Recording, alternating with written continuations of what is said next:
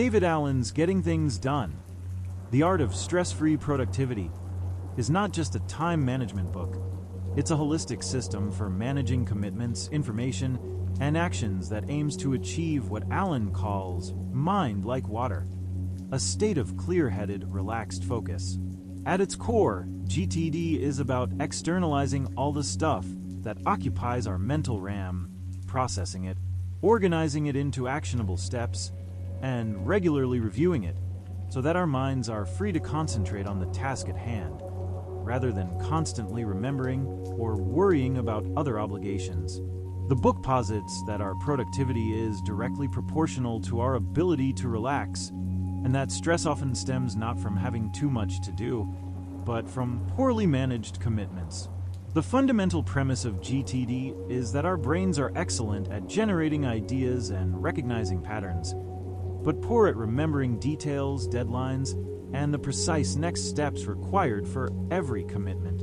This leads to what Allen calls open loops, unaddressed tasks, ideas, or obligations that constantly nag at our subconscious, creating a subtle but persistent level of stress and inhibiting clear thinking. The solution is to create an external, trusted system that can reliably hold all these commitments, allowing the mind to let go and focus.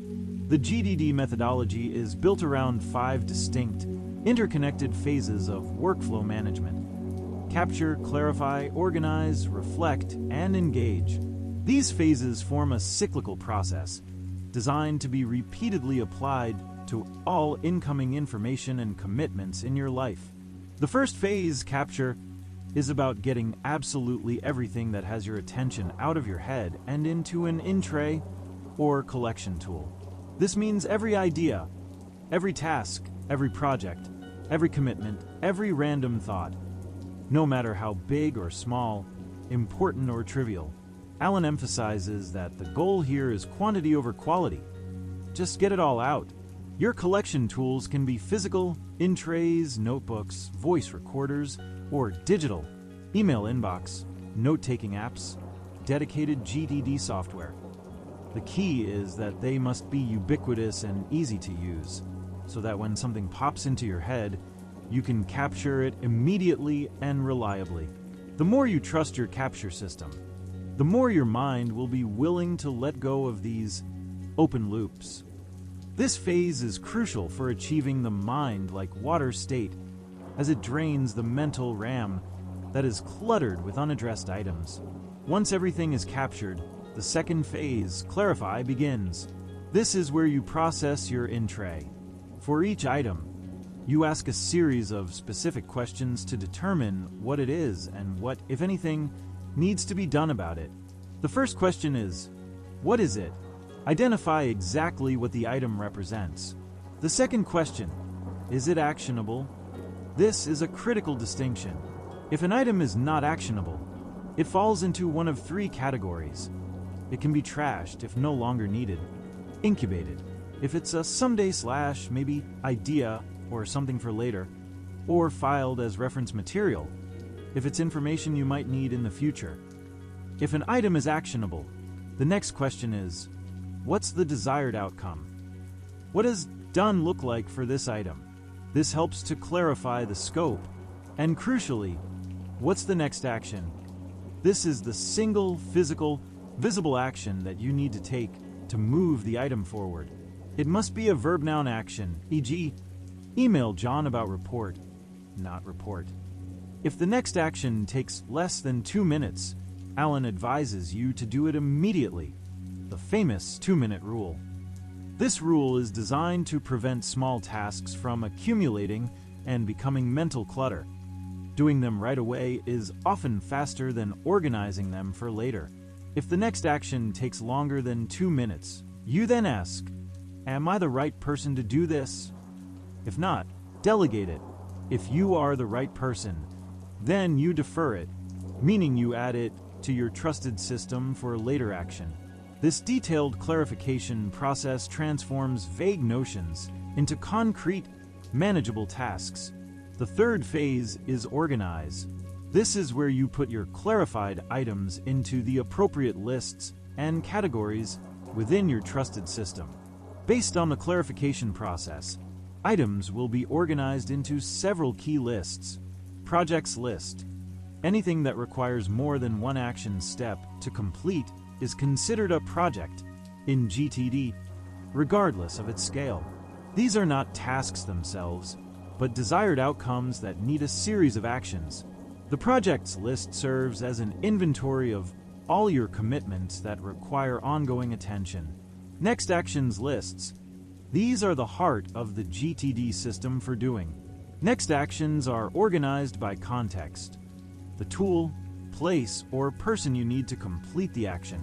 Common contexts include at office, at home, at calls, at computer, at errands, at waiting for, or at agendas, for things to discuss with specific people. This allows you to quickly see what you can do based on your current situation, eliminating the need to rethink when you have a spare moment. Calendar. For actions that must be done on a specific day or at a specific time. The calendar is sacrosanct in GTD. Only hard landscape items, appointments, fixed deadlines go here, not general to-dos. Waiting for list. For items you've delegated or are waiting on from others. This list allows you to track commitments for which the next action is waiting. Someday/maybe list. For non-actionable items that you might want to do someday, but not now. This is a crucial pressure valve for big ideas, dreams, and potential projects that you don't want to commit to yet, but also don't want to forget. Reference files. For non-actionable information that you might need to refer to later. This includes articles, documents, notes, etc., organized in an easily retrievable system. The organization phase ensures that every captured item has a clear home outside your head, so you know exactly where to look for it when you need it, and crucially, that you don't need to remember it. The fourth phase, reflect, is the critical maintenance component of GTD. Without regular review, even the best system will break down and lose trustworthiness. The most important reflection is the weekly review. This dedicated time, Alan suggests 1 to 2 hours, is where you collect all loose papers and materials, capture any new items that accumulated outside your system during the week, process your in-trays, empty all physical and digital in-trays, clarifying and organizing new items, review your calendar, look at past entries for follow-ups and upcoming entries for preparation, review all lists, go through your projects list, next actions lists by context, waiting for list, and someday/maybe list, updating them, deleting completed items, adding new next actions, and ensuring everything is current and relevant. Scan previous tickler files. Check any future dated reminders. Get creative and courageous. Review higher-level commitments and goals, brainstorming new projects or clarifying existing ones. The weekly review is what keeps the GTD system alive and trustworthy.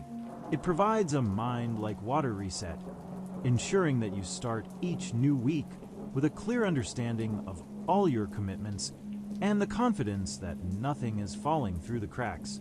It's the moment to gain both control over your commitments and perspective on what truly matters.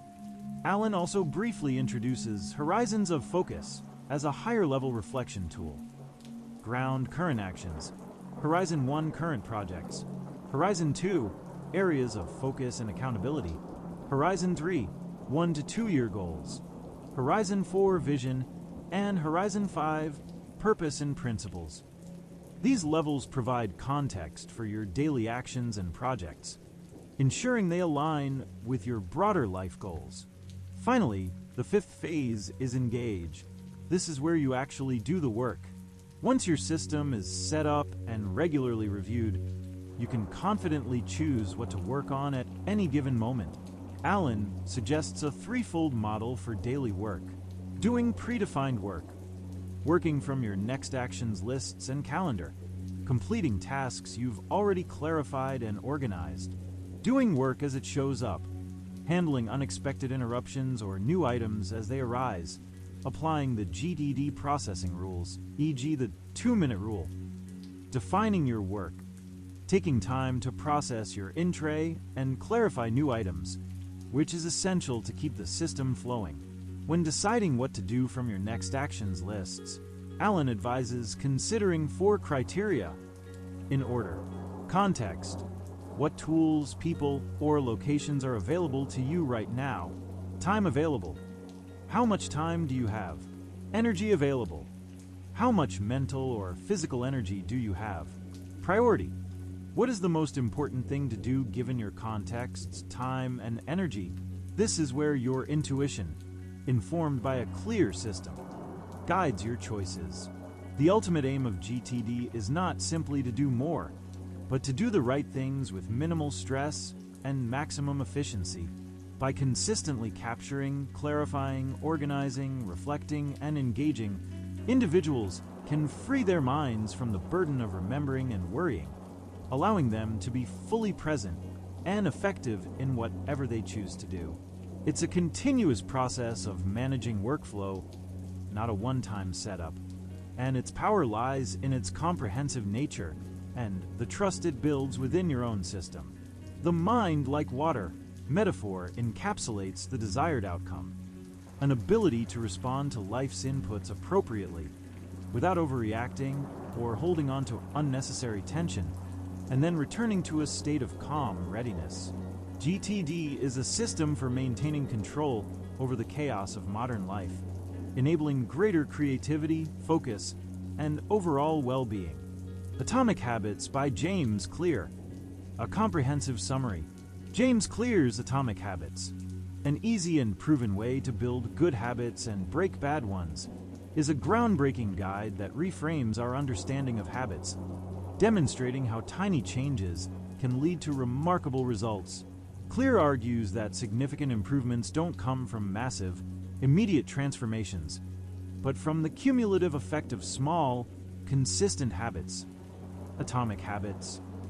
These small, fundamental units, like atoms in chemistry, are the building blocks of remarkable outcomes.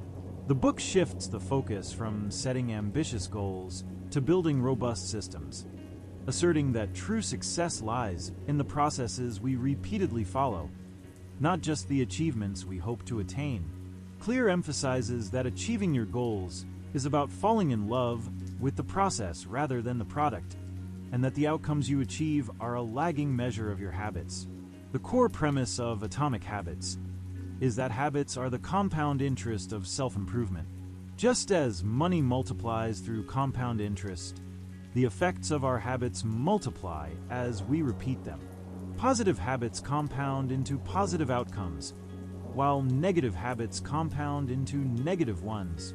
The difference between a good day and a bad day, or a good year and a bad year, often comes down to the subtle aggregate of tiny choices repeated daily. Clear introduces the concept of a plateau of latent potential, explaining that progress often isn't linear. There's a period where effort seems to yield no results, leading many to give up just before a breakthrough. Persistence through this plateau, fueled by consistent atomic habits, is key to seeing exponential growth. This reinforces the idea that focusing on small, continuous improvements rather than large, infrequent ones is the path to long-term success. Clear identifies 3 layers of behavior change, emphasizing that sustainable change begins at the deepest level. Outcome-based habits, focused on achieving a specific result, e.g., losing 20 pounds, publishing a book. This is the most common, but often least effective, approach. Process-based habits, focused on the actions you take, e.g., going to the gym 3 times a week, writing 500 words daily. This is a step up. Identity-based habits, focused on changing who you believe you are, e.g., I am a healthy person, I am a writer.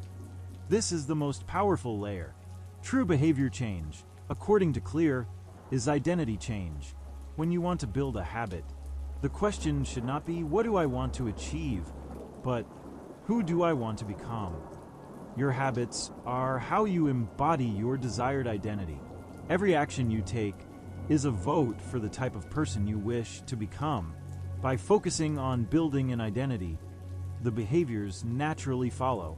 The practical framework of atomic habits is built around the 4 laws of behavior change, derived from the 4-step habit loop: cue, craving, response, and reward. Understanding this loop is fundamental to designing good habits and dismantling bad ones. Cue, a trigger that initiates a habit. It's information that predicts a reward.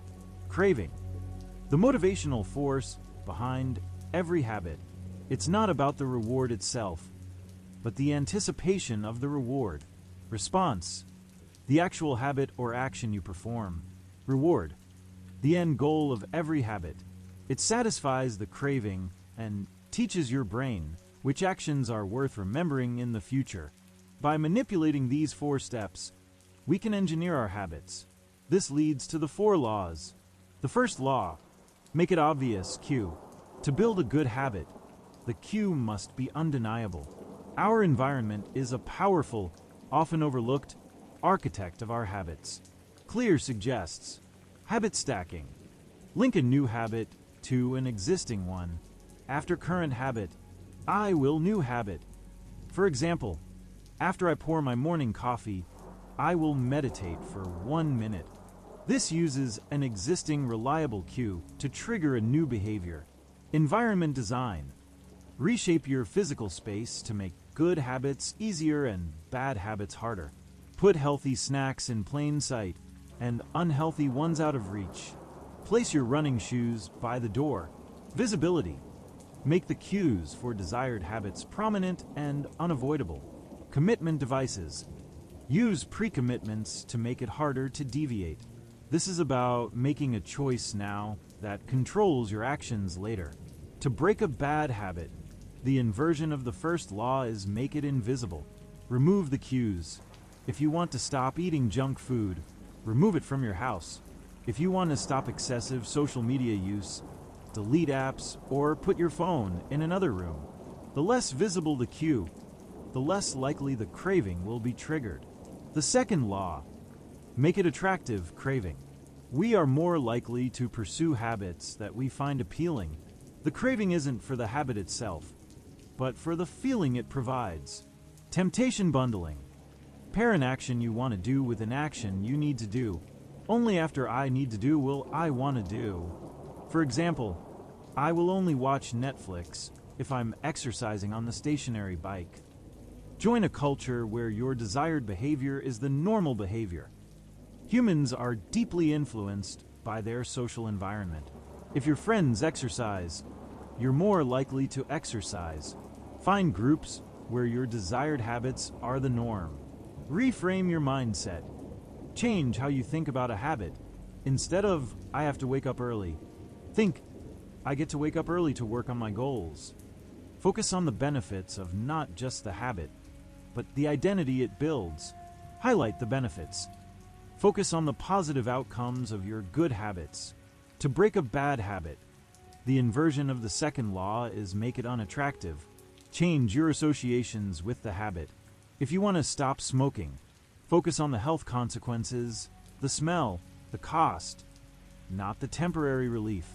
Make the craving seem unappealing. Highlight the downsides. The third law, make it easy. Response. The easier a habit is to perform, the more likely we are to do it. Friction is the enemy of action. Reduce friction. Make good habits as effortless as possible. Prepare your gym clothes the night before. Automate payments for savings. The 2-minute rule. When starting a new habit, scale it down to a version that takes less than 2 minutes. Read 30 pages becomes read 1 page. Run 3 miles becomes put on running shoes. The goal is to master the art of showing up. Once you show up, it's often easier to continue. Prime the environment. Prepare your environment to make the next action of your good habits easy. Set out breakfast ingredients the night before. Automate habits. Use technology to make habits automatic, e.g. automatic bill pay, recurring calendar reminders. Decisive moments. Recognize that certain choices, like whether to go left to the healthy cafe or right to the fast food, can have an outsized impact on the rest of your day's habits. Master these small moments. To break a bad habit, the inversion of the third law is make it difficult. Increase friction. If you want to watch less TV, unplug it after each use and put the remote in a drawer. Delete social media apps from your phone to force yourself to log in via desktop. Make the effort required to engage in the bad habit so high that you'll naturally avoid it.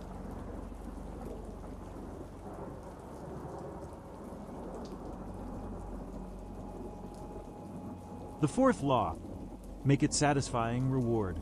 We are more likely to repeat a behavior when the experience is satisfying.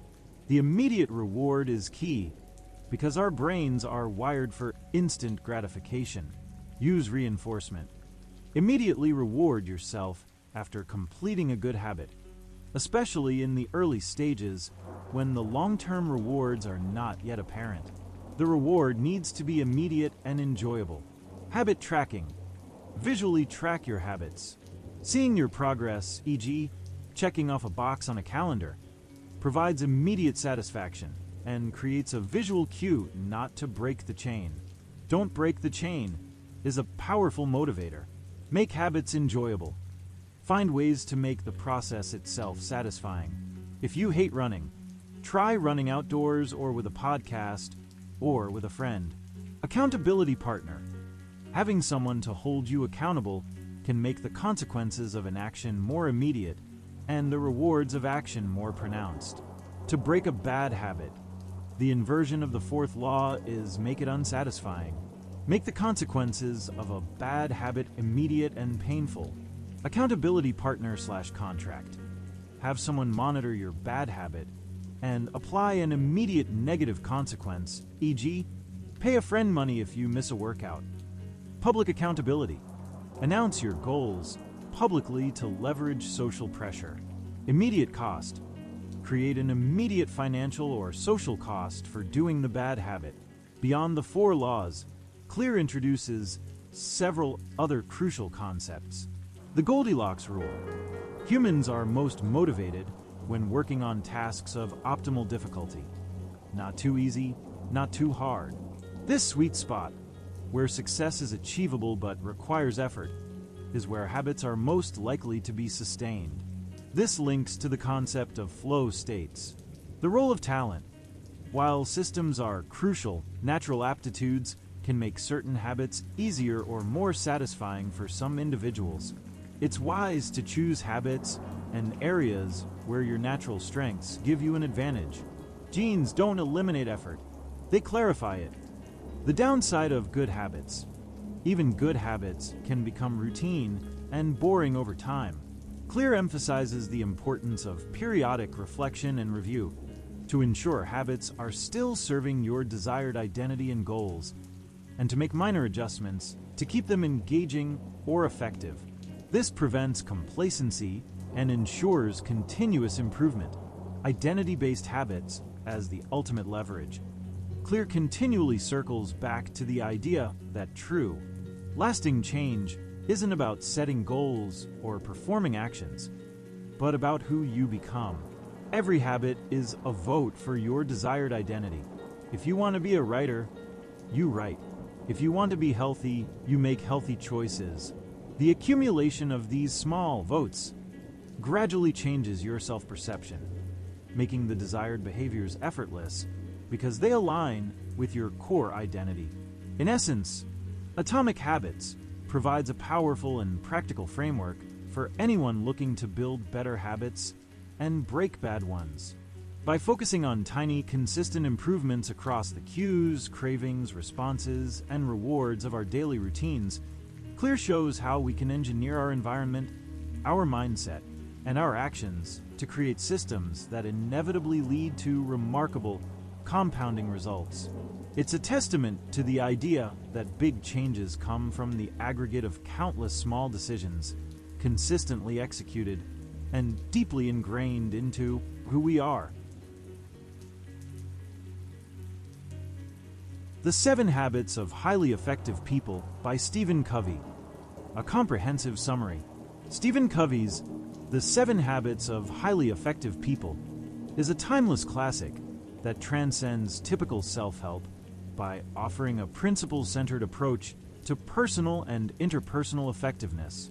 Published in 1989, its enduring relevance stems from its focus not on quick fixes or personality ethics, but on character ethics, cultivating foundational principles that lead to lasting success and fulfillment.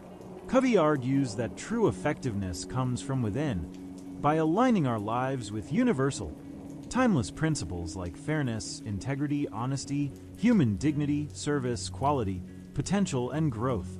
He asserts that a paradigm shift is often necessary. We must change the way we see the world before we can change our behavior. A paradigm is essentially the way we perceive, understand, and interpret the world, our mental maps. If our maps are inaccurate, no matter how hard we try, we won't get to our desired destination. The book is structured around a maturity continuum, a progression from dependence to independence to interdependence. Dependence is the paradigm of "you take care of me." Independence is the paradigm of "I can do it myself." This is where the first 3 habits, the private victory, reside. Interdependence is the paradigm of "we can do it together." This is where the next 3 habits, the public victory, reside, requiring independence as a prerequisite. The 7th habit, sharpen the saw, encompasses all the others, focusing on continuous renewal. The journey through the habits is a path from private mastery to public success, building character from the inside out. Habit 1, be proactive. This is the foundational habit, emphasizing personal responsibility and choice. Covey argues that between stimulus and response, human beings have the freedom to choose. Our lives are a product of our decisions, not our conditions. Proactive people recognize this and choose their responses, focusing their energy on their circle of influence, things they can control or affect. Reactive people, conversely, focus on their circle of concern, things they have no control over, like the weather or other people's behavior, which leads to feelings of victimhood and helplessness. Proactivity means taking initiative, acting rather than being acted upon, and taking responsibility for your choices and their consequences. It's about changing yourself rather than waiting for external factors to change. This habit is about cultivating a mindset of personal accountability and empowerment, recognizing that our reactions define our reality more than the external events themselves. By focusing on what we can influence, we expand our sphere of control and become agents of change in our own lives. Habit 2, begin with the end in mind. This habit is about vision, purpose, and values. It means starting every day, task, or project with a clear understanding of your destination. For individuals, this translates to developing a personal mission statement, a constitution for your life that outlines your values, principles, and long-term goals. This mission statement acts as a filter for decisions, ensuring that your actions align with what truly matters to you. Covey uses the metaphor of a ladder leaning against the wrong wall. No matter how efficiently you climb, you're not getting to where you truly want to be. Beginning with the end in mind is about ensuring your ladder is on the right wall. It involves mental creation before physical creation, visualizing the desired outcome before embarking on a task. For organizations, it means having a clear mission and vision that guides all strategies and activities. This habit is about leadership, deciding what first things are for your life and ensuring your efforts are directed towards them, preventing you from getting caught in the urgent but unimportant. It's about personal integrity, ensuring your actions are consistent with your deepest values. Habit 3, put first things first. This habit is the practical implementation of habits 1 and 2. It's about organizing and executing priorities, based on the values established in Habit 2, and doing so proactively as per Habit 1. Covey introduces the time management matrix, which categorizes activities into 4 quadrants based on urgency and importance. Quadrant I, urgent and important, crises, pressing problems, deadline-driven projects. Activities we must do, but reacting to too many of these drains energy and leads to burnout. Quadrant 2, not urgent but important, prevention, PC activities like relationship building, recognizing new opportunities, planning, recreation. This is the quadrant of effectiveness. Focusing here requires proactivity and puts first things first, reducing the likelihood of Quadrant I crises. Quadrant 3, urgent but not important, interruptions, some emails/calls, some meetings, activities that feel pressing but contribute little to your true goals. They are often perceived as important by others. Quadrant 4, not urgent and not important, trivia, some phone calls, time wasters, busy work. Pure waste. Highly effective people spend minimal time in Quadrant I by preventing crises through Quadrant 2 work. Avoid Quadrants 3 and 4 and maximize their time in Quadrant 2. This requires courage to say no to urgent but unimportant demands and proactive planning to dedicate time to truly important, non-urgent activities. This habit is about self-management and disciplined execution of priorities, moving beyond mere time management to life management. It emphasizes scheduling rock-solid commitments to Quadrant 2 activities before filling your schedule with anything else. This habit completes the private victory by ensuring that you not only understand your values and priorities, but also consistently act upon them, building character and self-mastery. Habit 4, think win-win. This is the first habit of the public victory, shifting from independence to interdependence. It's a mindset that seeks mutual benefit in all human interactions. Instead of approaching situations with a competitive win/lose, or lose/win, or lose/lose mentality, win-win seeks solutions where all parties feel satisfied and committed to the decision. It's based on the belief that there's enough for everyone, and that success is not a zero-sum game. This requires courage to stand up for your own needs and consideration to understand and value the needs of others. The foundation for win-win is abundance mentality, the belief that there are plenty of resources and success to go around, as opposed to scarcity mentality, which sees life as a finite pie. Win-win is about creating synergistic solutions, fostering cooperation, and building trust in relationships. It means understanding and defining what a win looks like for all parties involved, and then working towards a solution that achieves that. Habit 5. Seek first to understand, then to be understood. This habit is about empathetic communication. Most people listen with the intent to reply, not to understand. Covey stresses the importance of empathic listening, listening with the intent to truly understand the other person from their frame of reference.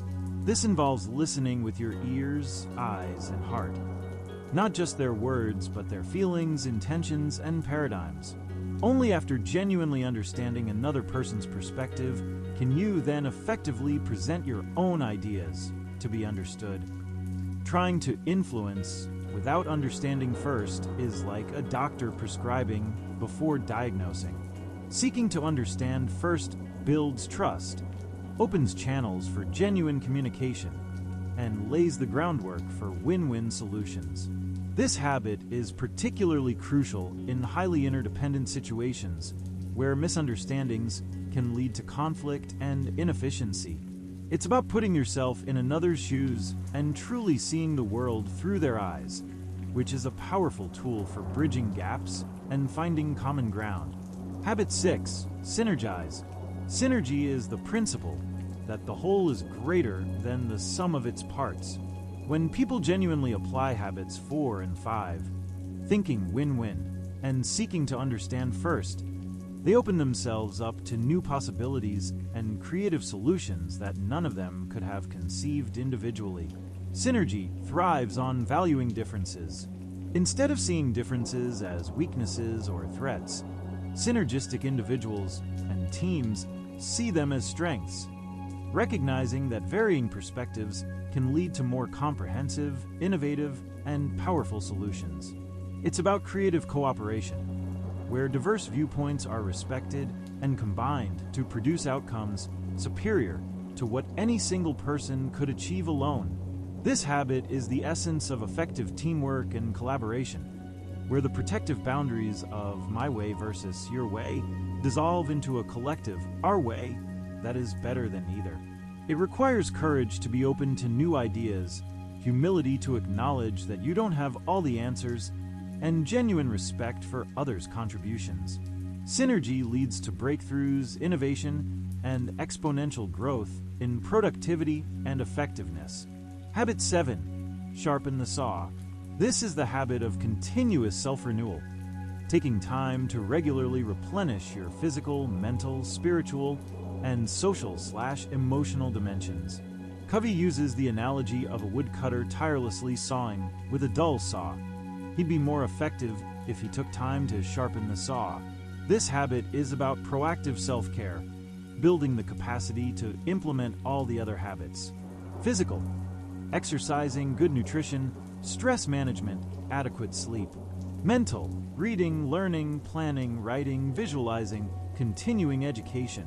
Spiritual, meditating, connecting with nature, engaging in prayer, spending time in self-reflection, clarifying values, studying inspiring literature. Social/emotional, building strong relationships, giving service, empathetic listening, practicing win-win. Sharpen the saw is the habit that makes all other habits possible and sustainable. It's not a self-indulgent luxury, but a vital necessity for long-term effectiveness. Neglecting this habit leads to dullness, burnout, and diminished capacity in all areas of life. It embodies the principle of P/PC balance. The balance between production, P, and production capability, PC.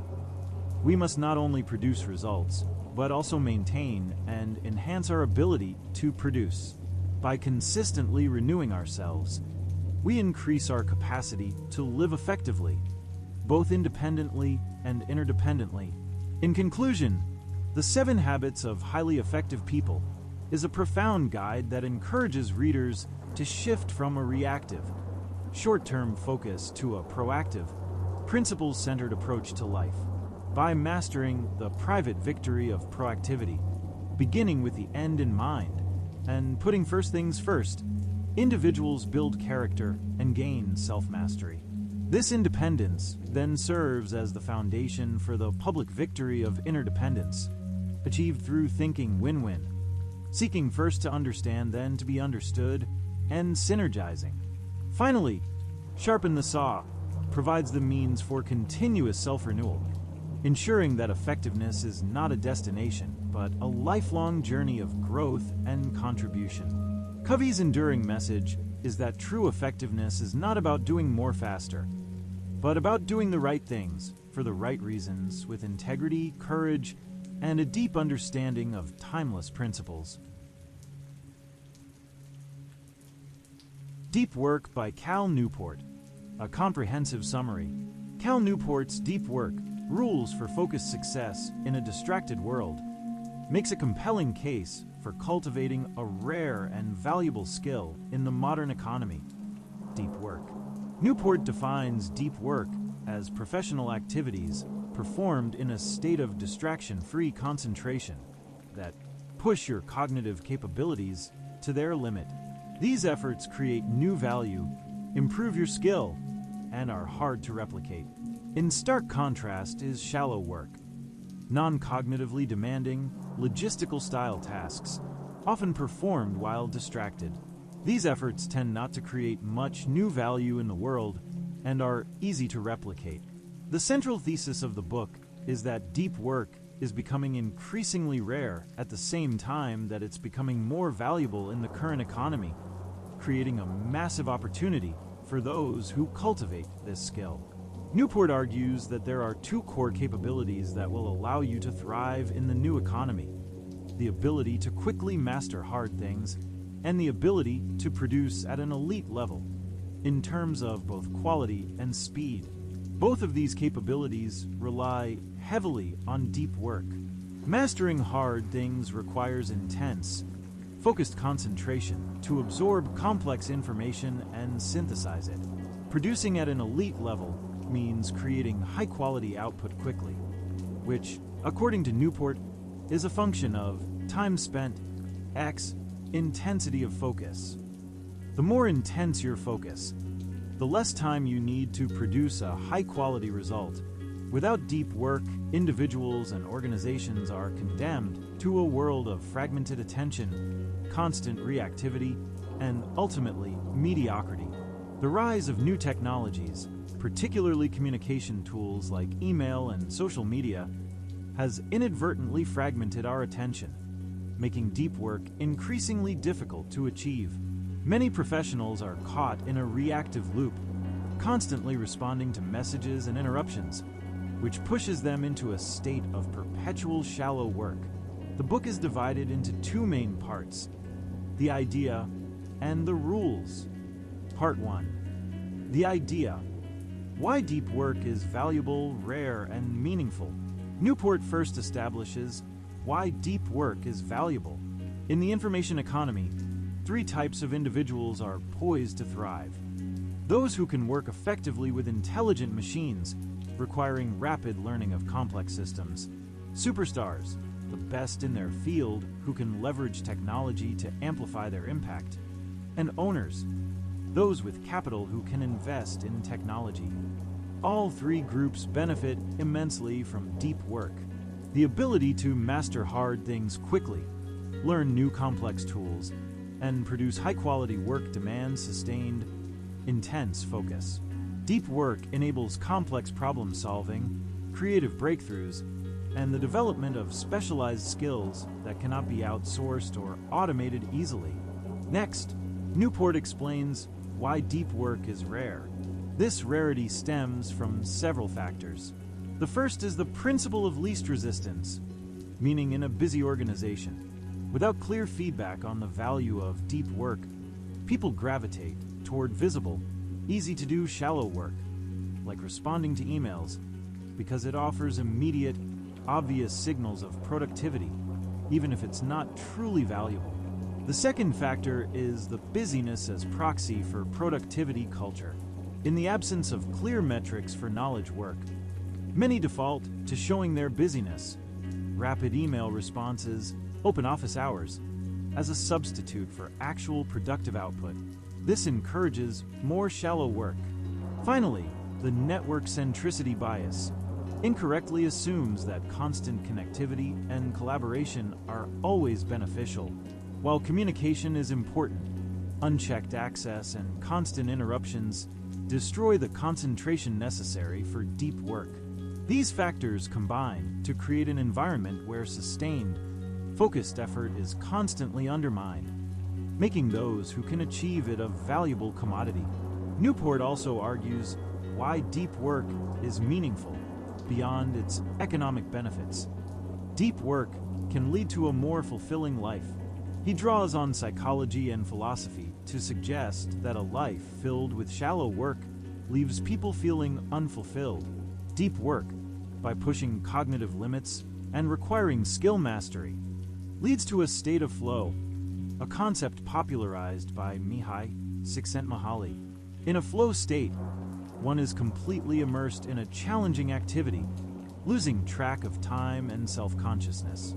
These experiences are inherently satisfying and contribute significantly to happiness and meaning. Moreover, deep work allows individuals to craft a life of intentionality rather than reactivity.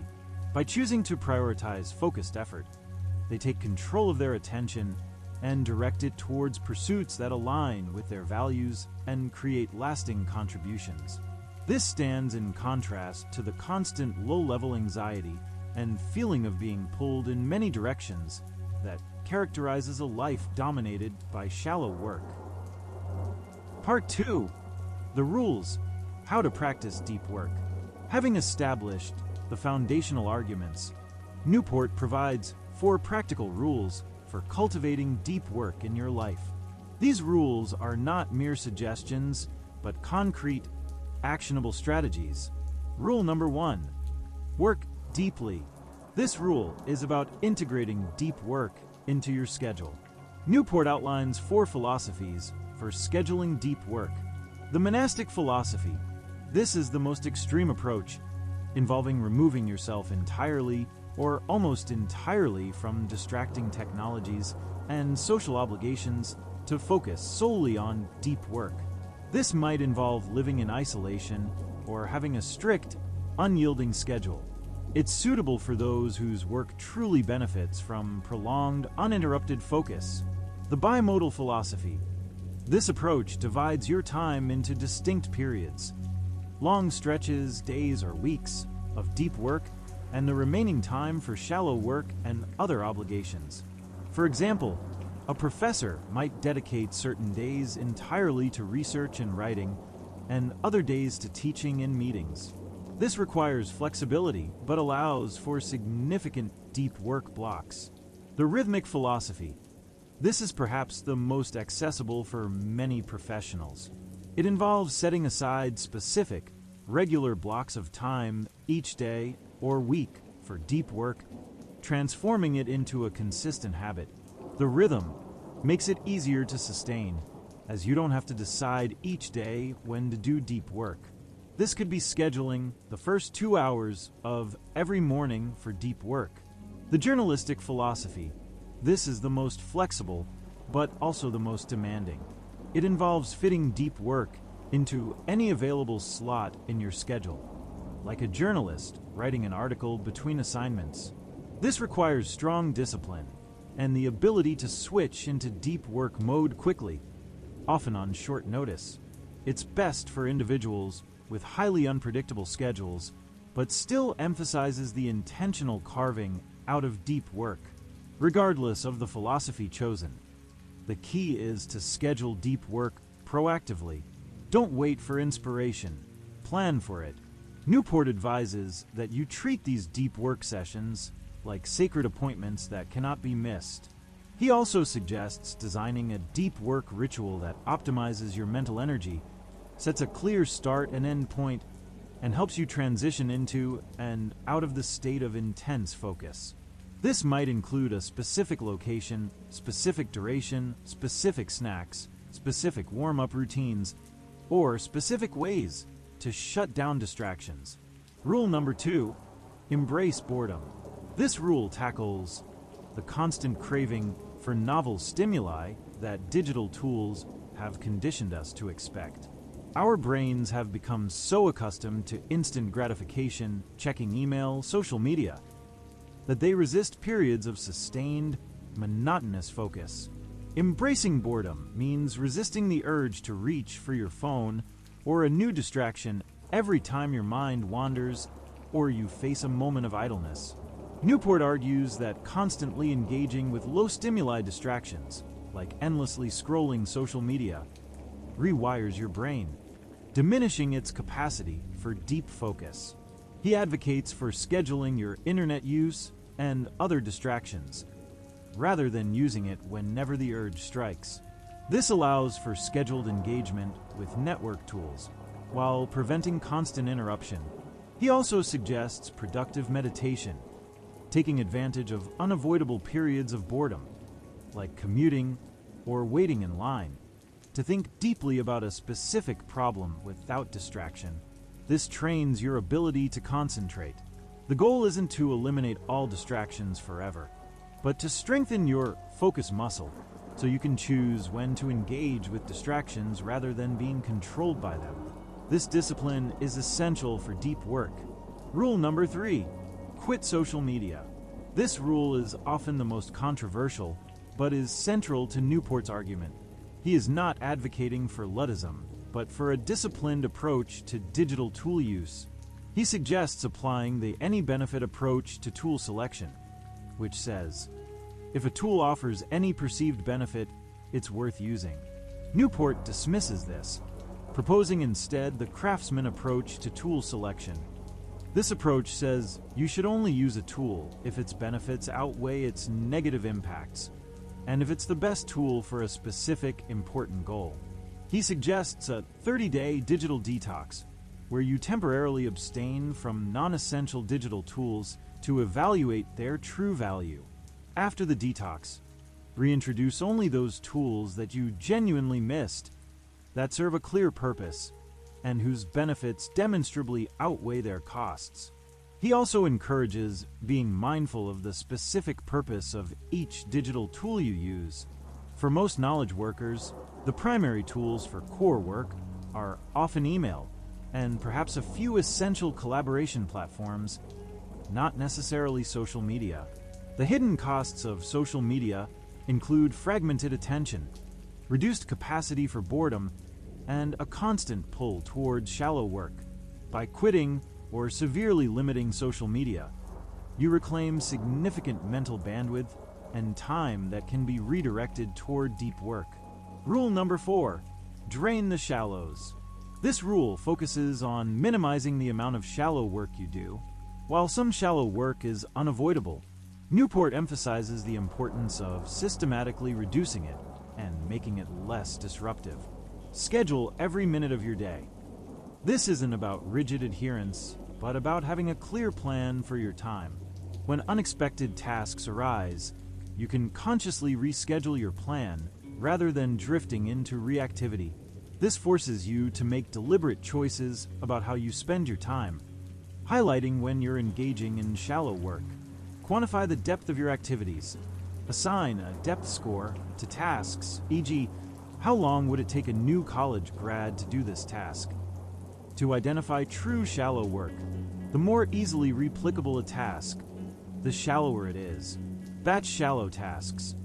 Instead of constantly checking email, schedule specific, short blocks of time to process it, reducing context-switching costs.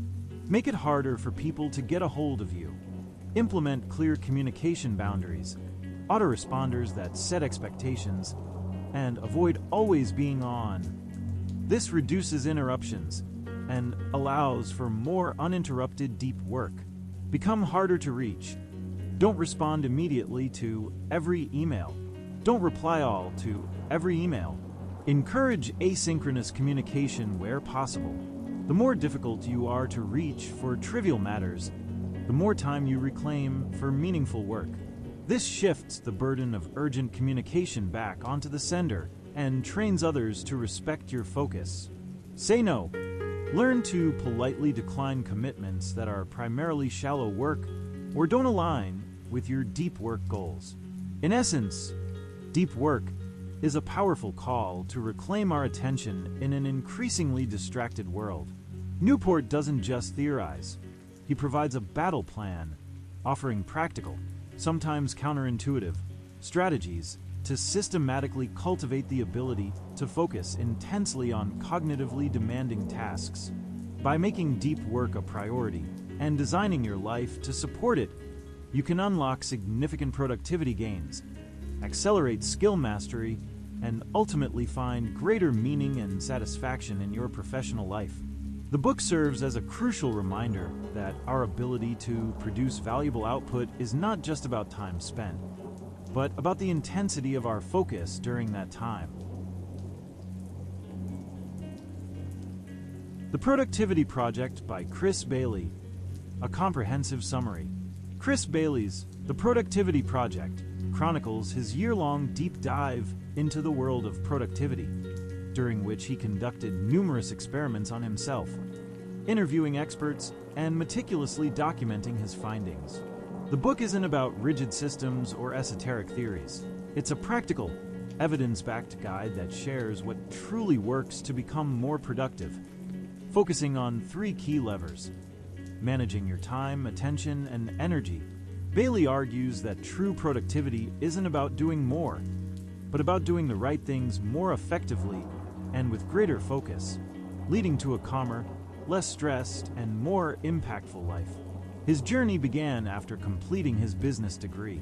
where instead of pursuing a traditional career, he dedicated a year to unraveling the mysteries of productivity, fueled by a desire to overcome his own tendencies towards procrastination and distraction. The book is a synthesis of his personal experiences, research, and insights gleaned from experts, offering a refreshingly honest and actionable perspective. One of the foundational insights Bailey emphasizes is the critical importance of managing your attention. In a world inundated with distractions, our ability to focus is arguably the most valuable asset. He found that distraction is not just an external problem, but an internal one, fueled by our desire for novelty and instant gratification. Bailey experimented with various techniques to improve attention, including meditation, single tasking, and reducing digital clutter. He highlights that monotasking, focusing on one task at a time, is far more effective than multitasking, which actually diminishes performance due to constant context switching. The mental cost of moving from one task to another. To cultivate better attention, he suggests regular meditation practice, even for short periods, to train the mind to stay present and return to focus when it wanders. He also advises being intentional about your digital environment, turning off notifications, and setting specific times for checking email and social media, rather than allowing them to constantly interrupt your deep work. Building a habit of focused work requires creating an environment conducive to concentration, free from the constant pings and alerts that pull our attention away. Linked to attention is the concept of managing your time effectively. Bailey explores various time management techniques, stressing that no single method works for everyone, but underlying principles are universal. He debunks the myth of time management itself, suggesting that we can't truly manage time, but rather manage ourselves in relation to time. A core finding from his experiments is the power of the biological prime time. Those hours of the day when you are naturally most focused, energetic, and mentally sharp. Identifying and scheduling your most important and cognitively demanding tasks for these prime times can significantly boost productivity. For many, this is in the morning, but it varies for individuals. Conversely, less demanding tasks, like responding to emails or routine administrative work, should be relegated to times when your energy and focus naturally wane. He also advocates for effective planning, not just daily to-do lists, but weekly and even monthly planning to ensure alignment with larger goals. The act of planning helps to clarify priorities, anticipate potential roadblocks, and allocate resources, time, attention, energy strategically. He experimented with various planning tools, from digital apps to simple notebooks, concluding that consistency in planning is more important than the specific tool. Energy management emerges as a surprisingly powerful and often overlooked lever for productivity. Bailey argues that you can have all the time in the world and perfect attention, but if your energy levels are low, you won't get much done effectively. He experimented extensively with sleep, diet, exercise, and breaks. Adequate sleep is paramount. Sacrificing sleep consistently leads to diminished cognitive function, reduced creativity, and increased stress. He found that adhering to a consistent sleep schedule, even on weekends, greatly improved his overall energy and mental clarity. Regular exercise also plays a crucial role in boosting energy, reducing stress, and improving focus. He suggests integrating movement throughout the day, even short walks, to combat sedentary work. Nutrition impacts energy levels significantly, emphasizing balanced meals and avoiding sugar crashes. Perhaps counterintuitively, strategically taking breaks is also vital for sustaining energy and focus. The brain isn't designed for endless concentration. Short, restorative breaks, like the Pomodoro Technique's short breaks, or even just stepping away from your desk, allow your mind to recover and return to tasks with renewed vigor. He differentiated between productive breaks, like walking or light exercise, and unproductive breaks, like endless social media scrolling that drains rather than replenishes energy. The book delves into the pervasive problem of procrastination. Bailey doesn't just tell you to stop procrastinating. He explores its psychological roots and offers actionable strategies to overcome it. Procrastination is often linked to the perceived difficulty or unpleasantness of a task, or a fear of failure. One powerful technique he advocates is the rule of 3. At the beginning of each day, identify the 3 most important things you want to accomplish by the end of the day. This simple prioritization helps cut through the noise and ensures you focus on high-impact tasks, even when faced with the urge to procrastinate on them. Another strategy is to break down large tasks into smaller, more manageable steps. A daunting write report task becomes less intimidating when broken into outline report. Research Section 1. Draft Introduction. This makes the initial step less overwhelming and easier to start. He also discusses the concept of future self-discounting, where we prioritize our immediate desires over the long-term benefits for our future selves, leading to procrastination. Overcoming this involves connecting with your future self and making choices today that benefit that future version of you. Bailey also dedicates sections to practical tips for various aspects of work and life. For email management, he recommends processing it only at set times, not letting it dictate your day. He explored the inbox zero philosophy, finding that while helpful, the core principle is to process, not just read your emails, deciding the next action for each. He also discusses the importance of saying no to non-essential commitments, a skill crucial for protecting your time, attention, and energy for what truly matters. Learning to decline politely but firmly is vital for preventing your schedule from being hijacked by others' priorities. Another area of focus is meetings. He argues that most meetings are unproductive and suggests questioning their necessity, setting clear agendas, and sticking to time limits to maximize their effectiveness. When it comes to tools, Bailey emphasizes that no tool can magically make you productive. It's about the habits and systems you build around them. He experimented with various apps and analog systems, concluding that the best tool is one you'll actually use consistently. Simplicity often trumps complexity in this regard. A unique aspect of the Productivity Project is Bailey's personal anecdotes and experiments, which lend credibility and relatability to his advice. He shares the successes and failures of attempts like living in isolation, meditating for 35 hours a week, becoming a morning person, and cutting off caffeine. These stories illustrate the principles in action and highlight that productivity is a journey of continuous learning and adjustment, not a fixed destination. He emphasizes the importance of experimentation, trying different techniques, and seeing what works best for you, rather than blindly following someone else's system. He encourages readers to become their own productivity scientists. Ultimately, the Productivity Project is a testament to the idea that productivity is less about brute force or working longer hours, and more about working smarter, with greater intention and awareness. By mastering your time through intelligent scheduling, honing your attention through deliberate focus, and optimizing your energy through self-care, you can achieve a level of effectiveness that feels less stressful and more fulfilling. It's a comprehensive guide to building sustainable habits that support a productive life, recognizing that productivity is deeply intertwined with well-being.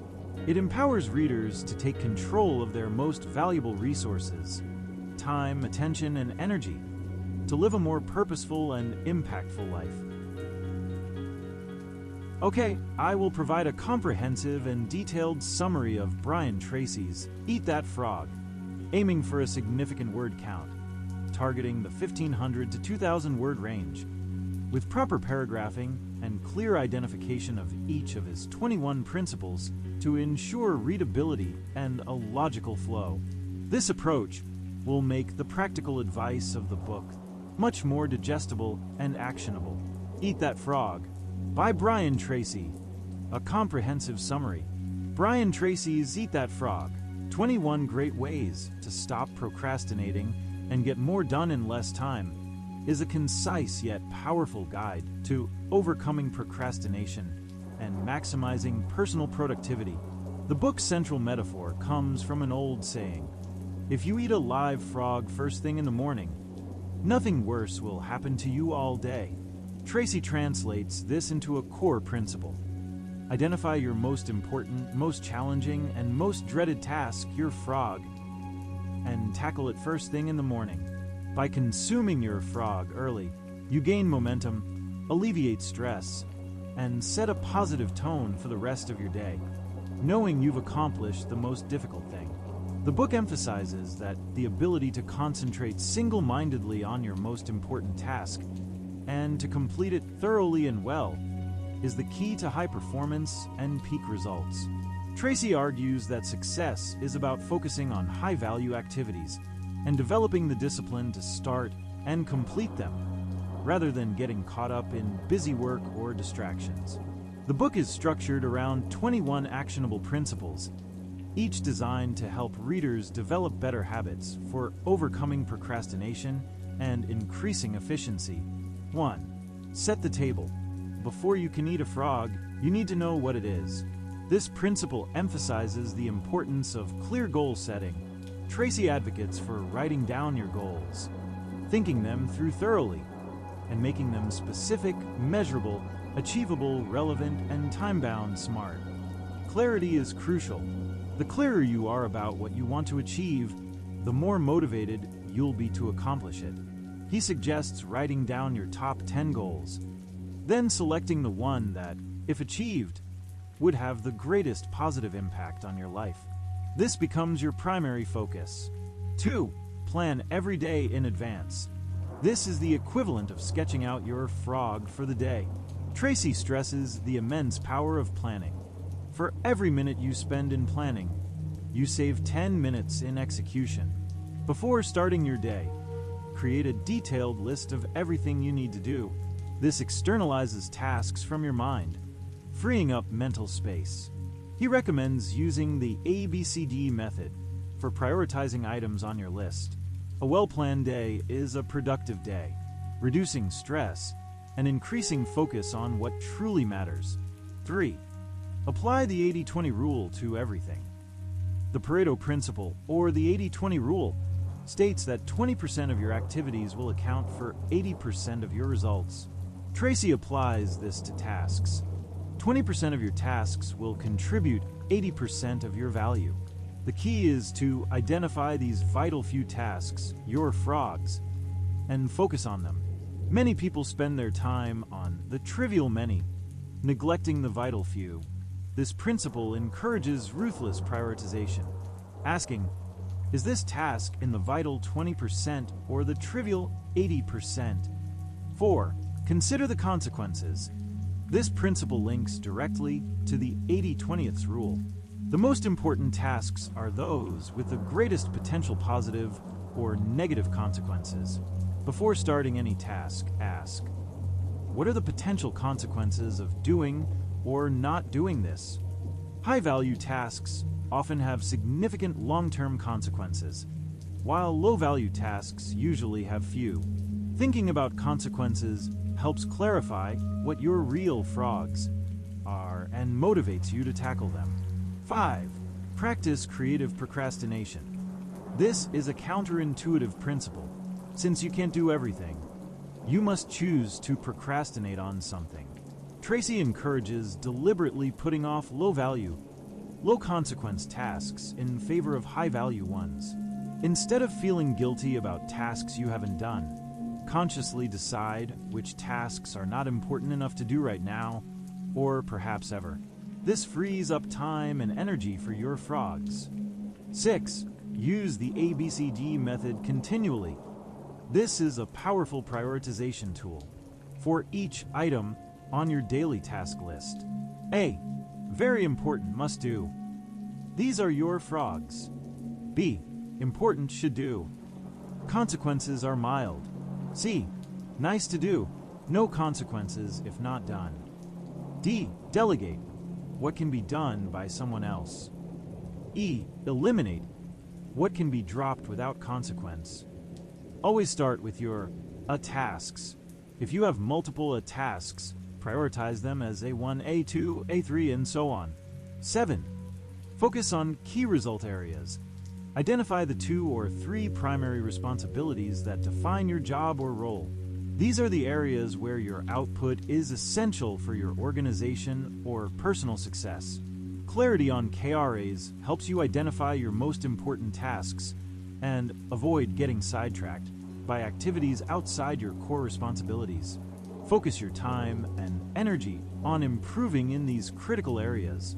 8. The law of forced efficiency. This law states that there is never enough time to do everything, but there is always enough time to do the most important thing. Tracy argues that working under pressure of limited time forces you to prioritize and focus on essential tasks.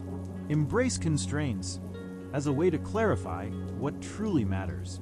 Ask, if I could only do one thing today, what would it be? 9. Prepare thoroughly before you begin. Before tackling your frog, ensure you have all necessary materials, information, and resources at hand. A prepared workspace, clear instructions, and organized tools reduce friction and make it easier to start and complete the task without interruptions. Taking a few minutes to organize up front can save hours of frustration later. 10. Take it one oil barrel at a time.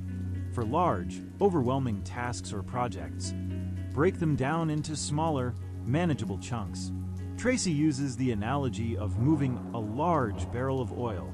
You can't move the whole thing at once, but you can empty it one bucket at a time. This makes the task less daunting and provides a sense of progress with each completed step. Focus on completing just one small piece at a time. 11. Upgrade your key skills. Your ability to complete your frogs often depends on your skills. Identify the skills that would most help you accomplish your most important tasks. Then, make a plan to continuously learn and improve those skills. Continuous learning through reading, courses, or practice directly impacts your ability to perform high-value work more efficiently. 12. Identify your key constraints. What is holding you back from achieving your most important goals or completing your key tasks? Tracy calls this the bottleneck. Identify the single limiting factor that determines the speed at which you achieve your desired outcome. Often, resolving this one constraint can unlock significant progress.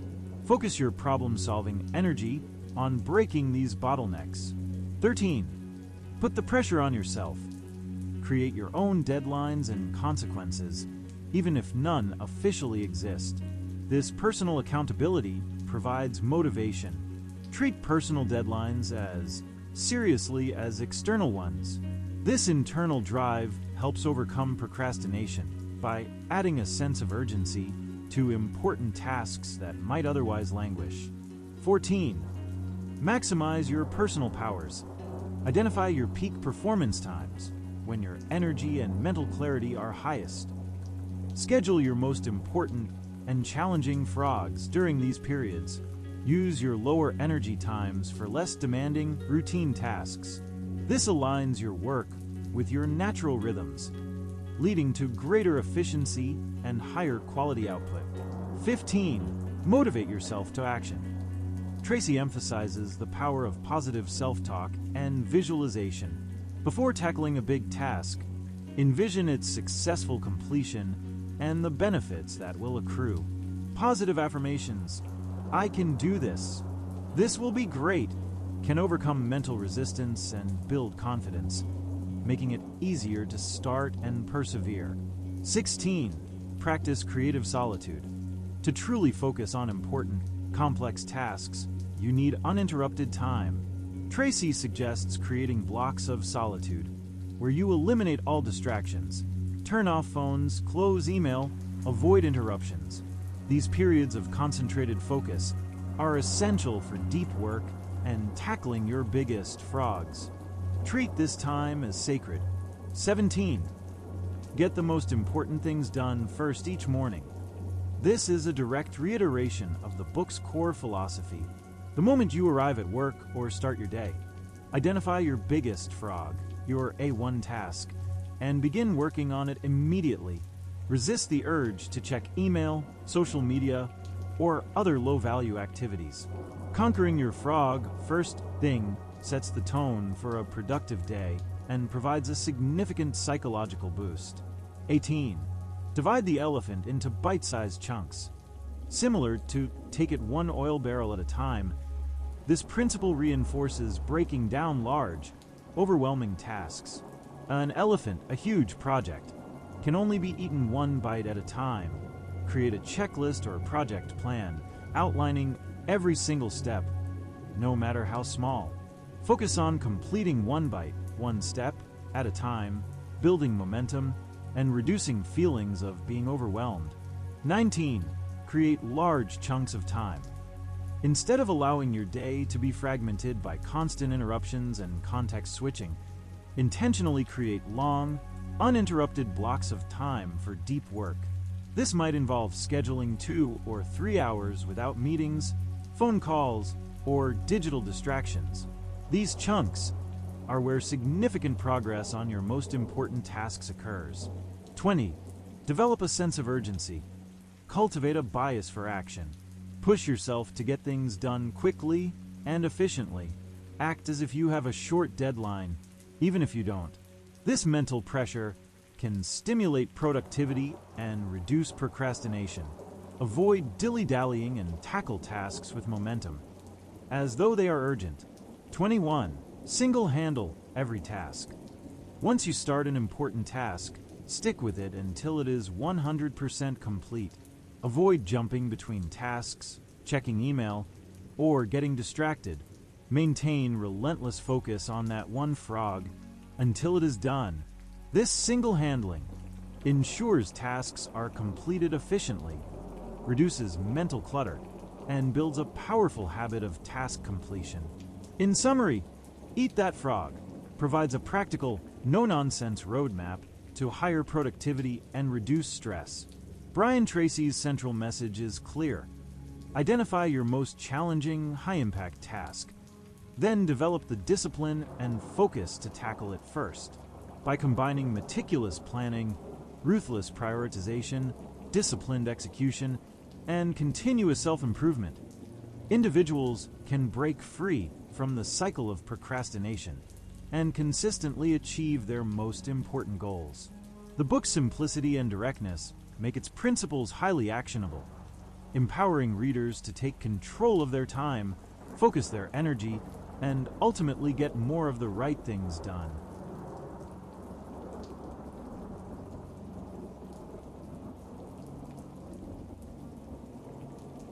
The One Thing by Gary Keller with Jay Papasan. A comprehensive summary. Gary Keller and Jay Papasan's The One Thing. The surprisingly simple truth behind extraordinary results is a powerful argument for extreme prioritization in a world obsessed with multitasking and endless to-do lists.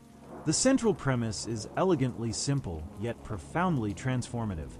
To achieve extraordinary results, you must narrow your focus to your one thing, the single most important task or area that, by doing it, makes everything else easier or unnecessary.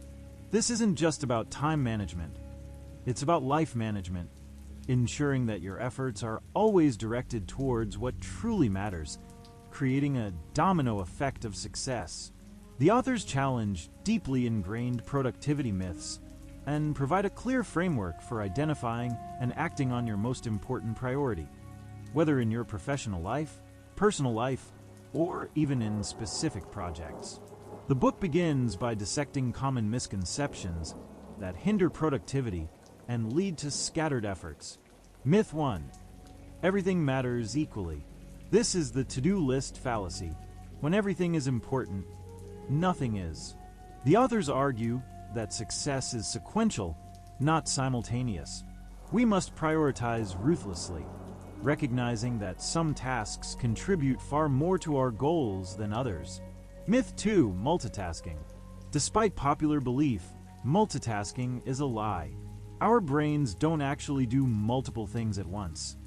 They rapidly switch attention between tasks, incurring a switching cost that reduces efficiency, increases errors, and depletes mental energy.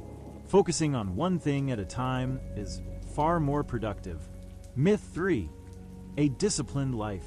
Instead of needing extreme discipline for everything, the authors suggest that success is about building a few key habits, that once established, act as automatic behaviors that support your one thing. Discipline is required to start a habit, but then it becomes easier. Myth 4: willpower is always on call. Willpower is a finite resource that depletes throughout the day. We have the most willpower in the morning. Therefore, it's crucial to schedule your most important, cognitively demanding tasks, your one thing, when your willpower is highest. Don't rely on willpower for everything. Myth 5: a balanced life. The pursuit of perfect balance often leads to mediocrity. Extraordinary results require extreme focus in one area at a time. Life is about prioritizing, not balancing. While some areas of life need attention, true mastery comes from an imbalanced, focused pursuit of your one thing, knowing that other areas might temporarily receive less attention. Myth 6: big is bad. This myth often stems from fear of failure or a lack of imagination.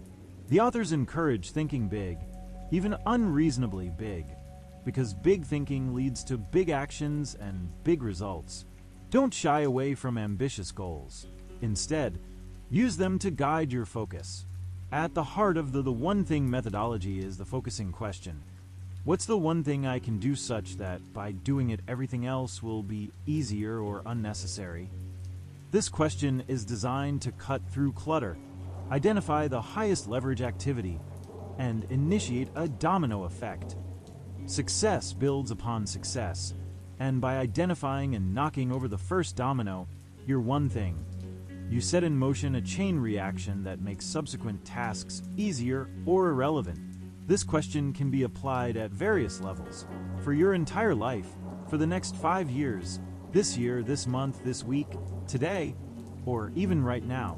Applying it systematically allows you to connect your daily actions to your biggest, long-term goals.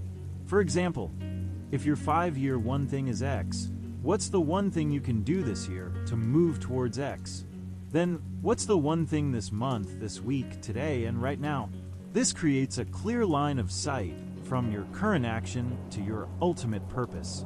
To truly identify your one thing, the authors introduce the concept of the domino effect. Just as a single domino can knock over another domino 1.5 times its size small, focused actions can lead to exponential results. The focusing question helps you find that first, crucial domino. Once you've identified your one thing, the next step is to make it your priority and protect the time to work on it. The book then dives into the practical application of the one thing principle, discussing how to implement it across various aspects of your life. Goal setting to the now. This is about connecting your long-term vision to your daily actions. The focusing question acts as a funnel, taking a broad, long-term goal and progressively narrowing it down to the most important now action. Someday/big picture. What's my one thing for my life? E.g., to live a life of purpose and contribution. 5 years. What's the one thing I can do in the next 5 years to achieve that? E.g., build a successful business. This year. What's the one thing I can do this year? E.g., launch a specific product. This month. What's the one thing this month? E.g., complete market research. This week. What's the one thing this week? E.g., conduct 5 customer interviews. Today. What's the one thing I can do today? E.g., schedule first 2 interviews. Right now. What's the one thing I can do right now? E.g., open email and send invitation to first interviewee. This systematic backward planning ensures that every action you take is aligned with your ultimate goal, giving your work meaning and direction.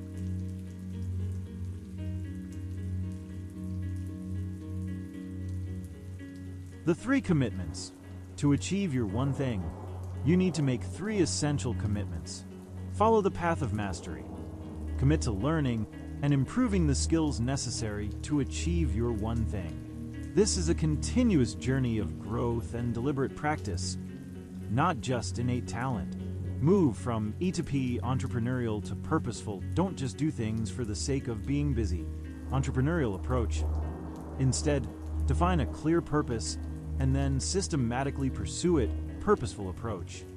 This means moving from reacting to opportunities to intentionally creating them. Live the accountability cycle. Take ownership of your results. If you don't achieve your one thing, ask, what could I have done differently? Rather than blaming external factors. This involves taking responsibility, seeking solutions, and staying persistent. The 4 thieves of productivity. These are the common pitfalls that can derail your focus on your one thing. Inability to say no. Saying yes to everything means saying no to your one thing. You must learn to politely but firmly decline requests that don't align with your top priority. Fear of chaos. Focusing intensely on one thing might mean that other areas, e.g. your inbox, other projects, temporarily fall into disarray. You must be willing to tolerate this temporary chaos to achieve extraordinary results in your chosen area. Poor health habits. Neglecting sleep, diet, and exercise undermines the energy and willpower needed for deep focus. Prioritize your physical well-being to sustain your high-level work. An environment that doesn't support your goals. Your physical and social environment can either support or sabotage your efforts. Surround yourself with people who encourage your one thing and create a workspace conducive to focused work. Blocking time for your one thing. This is perhaps the most critical practical advice. Once you've identified your one thing, you must time block it in your calendar. This involves dedicating significant, uninterrupted chunks of time, e.g. for hours daily, to working solely on your one thing. This time block is sacrosanct. It's an appointment with yourself that you cannot miss or allow others to interrupt. The authors suggest blocking 3 types of time. Time for your one thing. The most important block, protected fiercely. Time for planning. A regular weekly block to plan your week and identify your one thing. Time off. Schedule downtime, rest, and personal life. Working constantly leads to burnout and diminished returns. The book also addresses the importance of living with purpose, priority, and productivity. Purpose. Knowing your why, the ultimate reason behind your one thing, provides direction and motivation. This gives your efforts meaning beyond mere achievement. Priority. Using the focusing question to identify the most important action at every level. Productivity.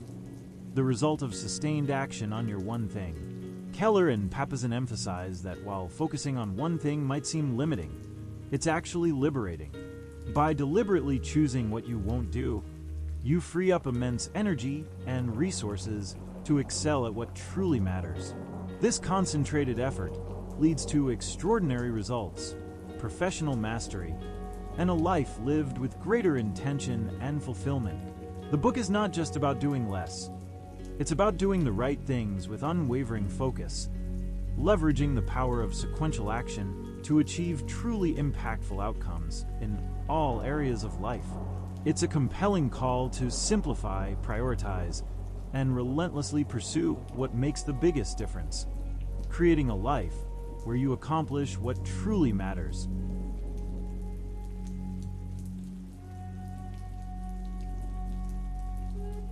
The 4-Hour Workweek by Timothy Ferriss presents a radical departure from conventional career paths, advocating for what he terms lifestyle design. Ferriss argues that the common pursuit of a long career culminating in retirement is a flawed model, proposing instead that individuals should strive for mini-retirements and an optimized lifestyle throughout their working lives. The book challenges the deeply ingrained belief that hard work equates to long hours and that wealth is a prerequisite for freedom. Instead, Ferriss introduces the concept of the new rich, NR, individuals who prioritize time and mobility over mere financial accumulation, designing their lives to maximize valuable experiences and minimize unnecessary labor. The core philosophy centers on escaping the deferral plan, where happiness is perpetually postponed, and instead, enjoying life now by optimizing work to serve life, rather than the other way around. Ferriss emphasizes that the goal is not to eliminate work entirely, but to focus on highly effective, results-oriented tasks that produce maximum output with minimal time investment. He dismisses the traditional 9-to-5 grind as inefficient and often unproductive, suggesting that most work expands to fill the time allotted, a concept derived from Parkinson's law. The book's controversial nature stems from its unconventional advice, which often runs counter to established corporate norms and societal expectations regarding employment and success. Ferriss encourages readers to question deeply held assumptions about their careers, income, and what it truly means to live a fulfilling life. He positions lifestyle design as a practical and achievable goal for anyone willing to reevaluate their priorities and embrace new methodologies for productivity and income generation. The ultimate aim is to create a life where one is not bound by a fixed location or rigid work schedule, but rather possesses the freedom to pursue passions and experiences unencumbered by excessive professional obligations. Ferriss asserts that the new rich are not necessarily millionaires, but rather those who have strategically crafted their lives to gain maximum freedom and fulfillment, demonstrating that financial independence is only one component of a truly rich life. He constantly reinforces the idea that time and mobility are the ultimate currencies, far more valuable than a high salary that comes with significant time commitments. The book promises a blueprint for achieving this elusive freedom, even for those starting with limited resources or experience. The book introduces the DEAL framework as its central methodology: definition, elimination, automation, and liberation. The first step, definition, involves clarifying what one truly wants out of life, moving beyond vague desires for more money or success. Ferriss urges readers to identify their dreamlines, concrete goals, and experiences that define their ideal lifestyle, including specific locations, activities, and desired income to support them. This step is crucial for breaking free from societal conditioning that often dictates what one should want. It involves setting audacious goals that initially seem impossible, then reverse engineering the steps to achieve them. Ferriss stresses that fear is often a result of an unknown future, and that defining clear outcomes helps to mitigate this fear. He also discusses the concept of relative income versus absolute income, arguing that it's more important to optimize the ratio of income to time worked, rather, than simply pursuing the highest possible salary. For example, earning $50,000 per year working 10 hours a week is far superior, in terms of relative income, to earning $100,000 per year working 80 hours a week. This shift in perspective is foundational to understanding the new rich mindset. Definition also includes confronting and overcoming fear, particularly the fear of the unknown and the fear of failure. Ferriss encourages readers to ask, what's the worst that could happen? And often find that the consequences are far less dire than imagined. He suggests conducting fear-setting exercises to proactively identify potential obstacles and develop contingency plans, thereby reducing anxiety and increasing the likelihood of taking action. This initial phase is about mental reprogramming, shedding limiting beliefs, and embracing a vision of what's truly possible.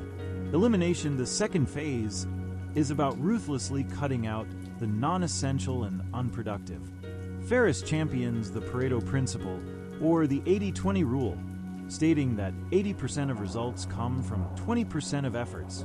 He encourages readers to identify the critical 20% of tasks that produce the most significant impact and eliminate or drastically reduce the remaining 80% that contribute little to overall goals. This requires a radical shift from the busyness mentality to a focus on effectiveness. Ferriss strongly advocates for reducing information consumption, suggesting that most news and emails are distractions that dilute focus and productivity. He promotes an information diet, advising readers to disconnect from constant streams of information and only consume what is absolutely necessary for their work or well-being. Interruption is highlighted as a major productivity killer, and Ferriss offers strategies to minimize it, such as checking email only a few times a day, batching similar tasks, and setting clear boundaries with colleagues and clients. He introduces the concept of selective ignorance, consciously choosing to ignore information that is not critical to one's objectives.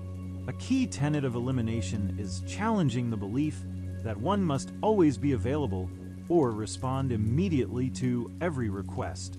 Ferriss argues that setting expectations for delayed responses can actually increase perceived value and reduce stress.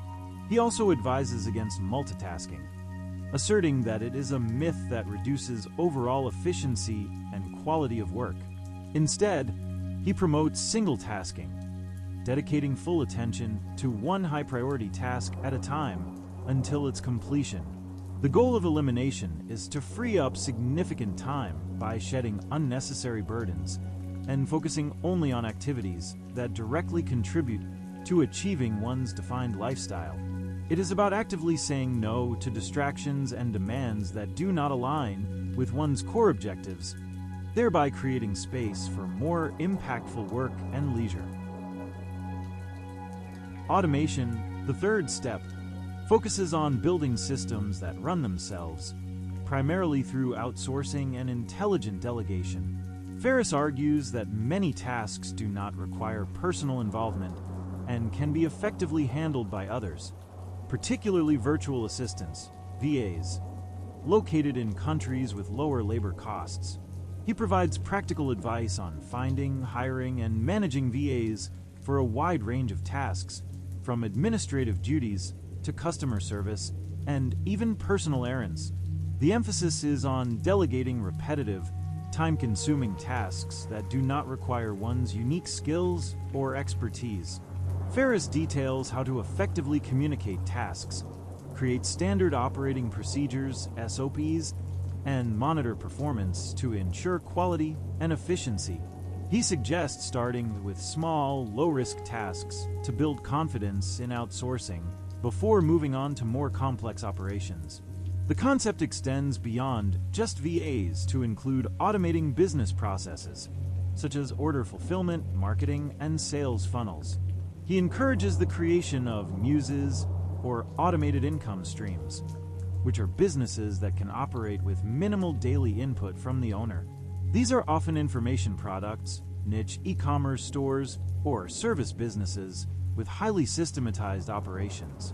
The selection of a muse is crucial, and Ferriss suggests looking for products or services that solve a specific problem, have a clear market, and can be tested with minimal upfront investment. He advocates for minimum viable product, MVP testing, launching a simplified version of a product or service to gauge market demand before investing heavily in development. The ultimate goal of automation is to decouple income from time, creating a scenario where one's financial well-being is not solely dependent on their direct, hourly labor. This allows for greater freedom and the ability to pursue other interests without constant financial worry. Automation empowers the individual to scale their efforts without proportionally increasing their time commitment, leading to increased leverage. Liberation, the final phase of the deal framework, is about creating geographical and temporal freedom. Having defined one's dreamline, eliminated unnecessary work, and automated income streams, the next step is to break free from the traditional confines of a fixed office and schedule. Ferriss encourages remote work and travel, demonstrating how one can manage their automated businesses from anywhere in the world with an internet connection. He shares strategies for negotiating remote work arrangements with employers, emphasizing the benefits to the company, such as increased productivity and reduced overhead. For entrepreneurs, liberation means building businesses that are location independent, allowing them to live and work from their preferred destinations. Ferriss provides practical tips for managing work while traveling, including time zone management, communication strategies, and maintaining productivity in new environments.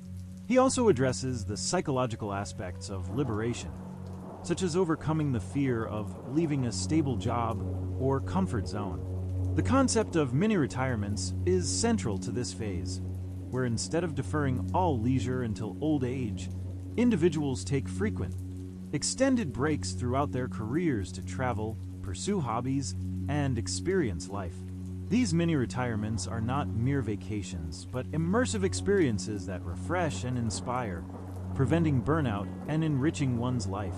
Ferriss argues that these breaks can actually enhance creativity and productivity upon returning to work.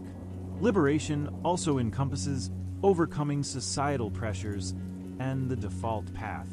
It's about consciously choosing a lifestyle that aligns with personal values rather than conforming to external expectations. The book encourages readers to experiment with different living arrangements and work schedules to find what truly brings them joy and fulfillment. This final stage consolidates the benefits of the preceding steps, allowing the new rich to fully enjoy the fruits of their redesigned work life, providing the ultimate freedom to choose where, when, and how they live. It's about not just escaping the rat race, but building a life where work is a tool for living, not the sole purpose of existence, leading to an intentional and truly liberated existence. Throughout the book, Ferriss intersperses anecdotes and case studies of individuals who have successfully implemented his principles, providing tangible examples and demonstrating the feasibility of his unconventional approach. He also includes numerous practical tips, tools, and resources, such as specific websites for finding virtual assistants, templates for email communication, and recommended software for automation. The tone of the book is highly motivational and direct, often challenging readers to question their ingrained beliefs about work and success. Ferriss acknowledges that his methods may seem counterintuitive or even lazy to some, but he argues that true efficiency and effectiveness are often misunderstood. He emphasizes that the goal is not to be idle, but to engage in activities that are truly meaningful and impactful, both professionally and personally. The book encourages experimentation and iterative improvement, suggesting that readers should not strive for perfection from the outset, but rather begin implementing small changes and adjusting as they go. Ferriss also addresses common objections and pitfalls, such as the fear of losing a stable job, the challenges of managing remote teams, and the potential for increased isolation. He offers solutions and coping mechanisms for these issues, reinforcing the idea that the benefits of lifestyle design far outweigh the perceived risks. Ultimately, the 4-Hour Workweek serves as a provocative manifesto for reimagining one's relationship with work and striving for a life of purpose, freedom, and enjoyment, rejecting the conventional wisdom that often leads to prolonged dissatisfaction and delayed gratification. Ferriss positions his philosophy as a viable alternative for those seeking to escape the monotony of traditional employment and embrace a life of intentional design, where work serves as a means to an enriched existence rather than an end in itself.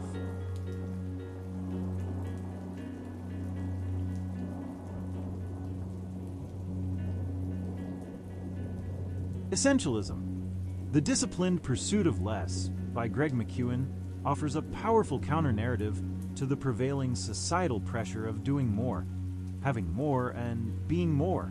Instead, McKeown champions the disciplined pursuit of less, arguing that true productivity and impact come from identifying what is truly essential and ruthlessly eliminating everything else.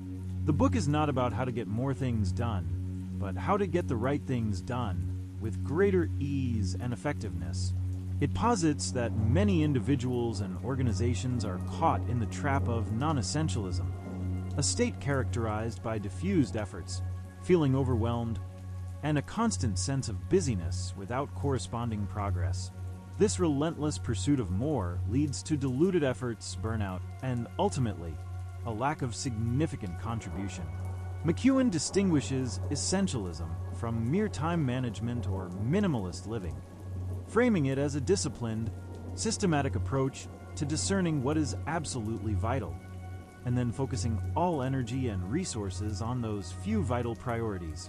It's about making deliberate choices about where to invest one's limited time and energy, rather than allowing external pressures or default settings to dictate actions.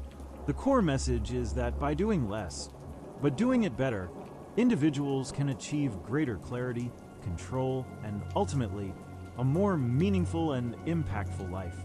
The book challenges the deeply ingrained belief that success comes from saying yes to every opportunity and every request.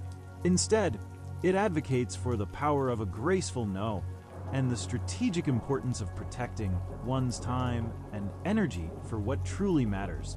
Essentialism, in McKeown's view, is not a trend or a tactic, but a way of life, a mindset that enables individuals to regain control over their choices and direct their efforts towards their highest contribution. It requires courage to say no, discipline to stick to one's priorities, and foresight to plan for the removal of non-essentials. This philosophy applies equally to personal lives, professional careers, and organizational strategies, offering a universal framework for increased effectiveness and reduced stress. The first part of the book, Essence, delves into the mindset of the essentialist, contrasting it with the mindset of the non-essentialist. McKeown highlights three fundamental truths that underpin essentialism: the power of choice, the prevalence of noise, and the reality of trade-offs.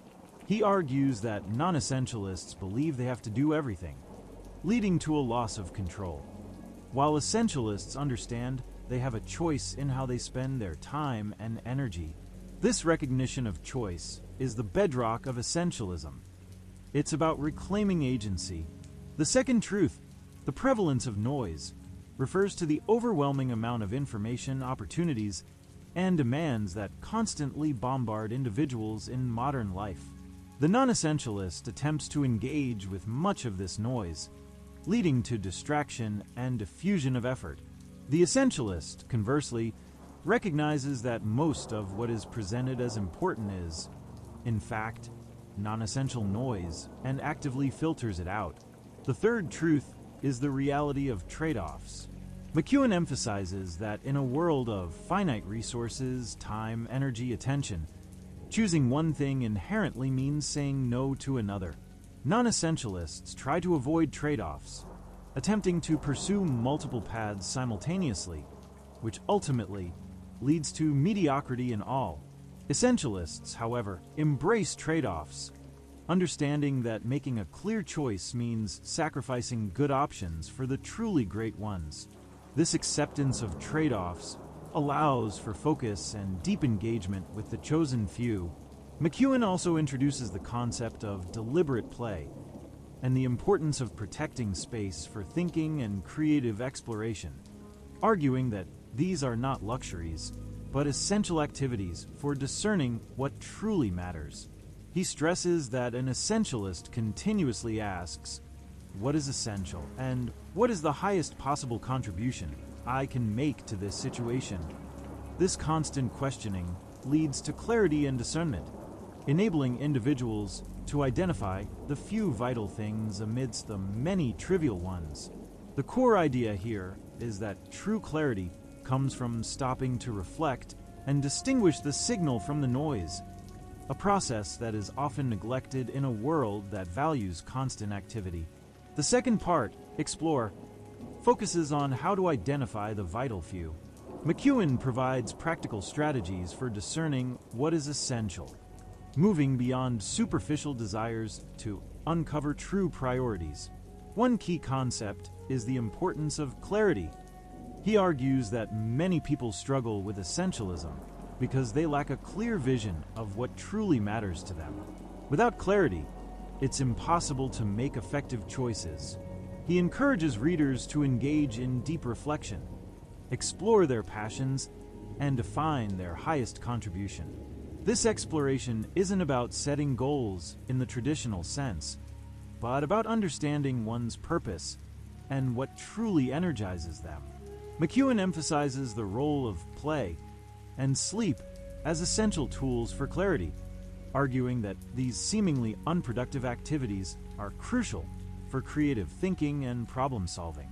He also highlights the power of extreme criteria in decision making. Instead of asking, "Is this a good opportunity?" an essentialist asks, "Is this the absolute best opportunity for me to make my highest contribution?" If the answer isn't a resounding yes, then the answer is no. This rigorous filtering process helps to eliminate mediocre options and reserve energy for truly extraordinary ones. Another critical aspect of exploration is the courage to say no. McEwen dedicates significant attention to the art of gracefully declining requests and opportunities that do not align with one's essential priorities. He provides practical techniques for saying no effectively without damaging relationships, emphasizing that a clear no to the non-essential is a yes to the essential. He argues that often, people say yes out of a misguided sense of obligation, fear of missing out, or the desire to be liked. Essentialism requires overcoming these social pressures and prioritizing one's own agenda. The exploration phase is about developing the discernment and the courage to differentiate between what is good and what is truly exceptional, and then having the conviction to pursue only the latter. It's a continuous process of evaluation and refinement, ensuring that one's efforts are always directed towards their highest purpose.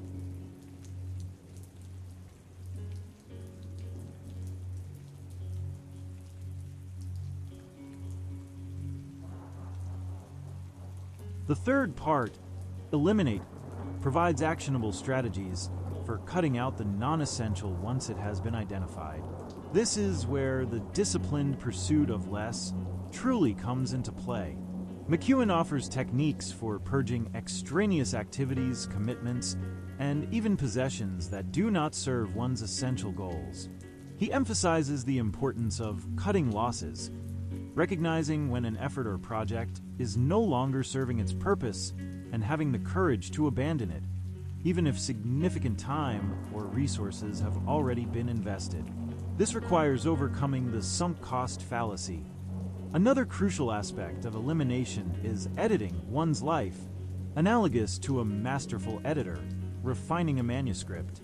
This involves identifying the superfluous, the redundant, and the irrelevant, and then removing them to make space for the truly impactful elements. McEwen suggests applying the 80-20 rule, Pareto principle, to identify the 20% of efforts that yield 80% of the results, and then eliminating the remaining 80% of activities that produce minimal returns. He also discusses the concept of killing your darlings, a term often used by writers, referring to the willingness to cut beloved but non-essential parts of one's work for the sake of overall clarity and impact. This applies equally to projects, routines, and even relationships that drain energy without contributing significantly to one's essential mission. The elimination phase also addresses the challenge of managing expectations from others. McEwen suggests proactive communication and setting clear boundaries to prevent others from imposing their non-essential agendas. This might involve creating a clear system for responding to requests or explicitly stating one's current priorities. The key is to be proactive rather than reactive, taking control of one's schedule and commitments before they are filled by others' demands. The goal of elimination is to create significant white space in one's life, not for idleness, but for focused, intentional effort on the few things that truly matter. It's about reducing friction and unnecessary complexity to allow essential activities to flow unimpeded.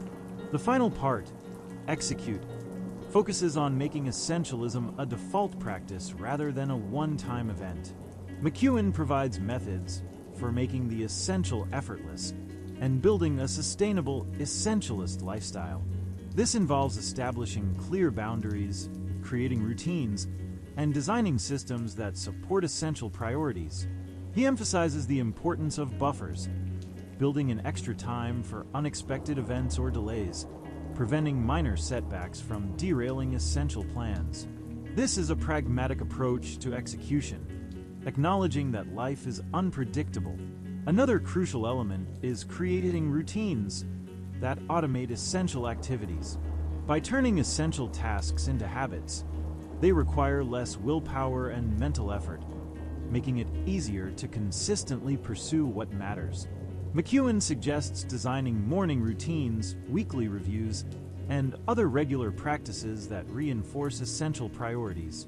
He also highlights the importance of focus, advocating for single-tasking rather than multitasking.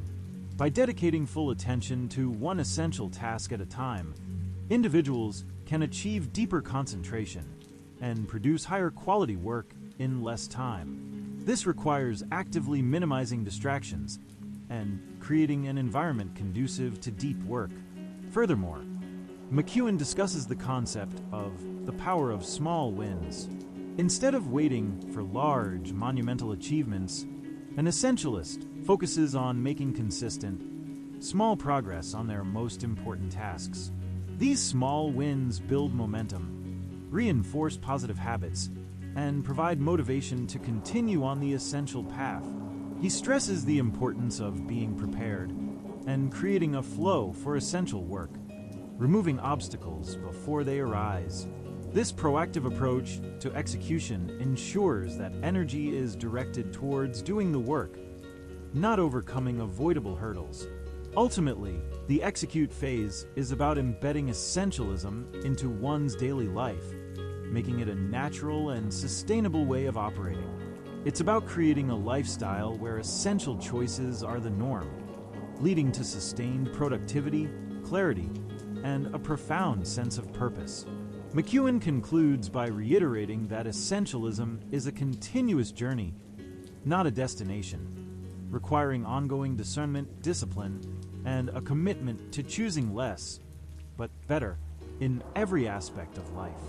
The payoff is not just greater productivity, but a life that feels more meaningful, controlled, and fulfilling.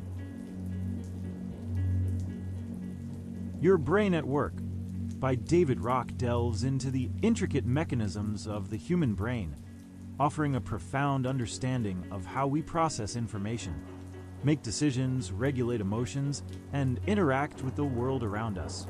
The book's central premise is that by understanding the brain's natural tendencies and limitations, individuals can consciously optimize their cognitive performance, leading to enhanced focus, creativity, and overall productivity. Rock introduces the concept of the SCARF model: status, certainty, autonomy, relatedness, fairness, as a framework for understanding social threats and rewards, demonstrating how these core social needs powerfully influence our brain states and, consequently, our ability to think clearly and work effectively.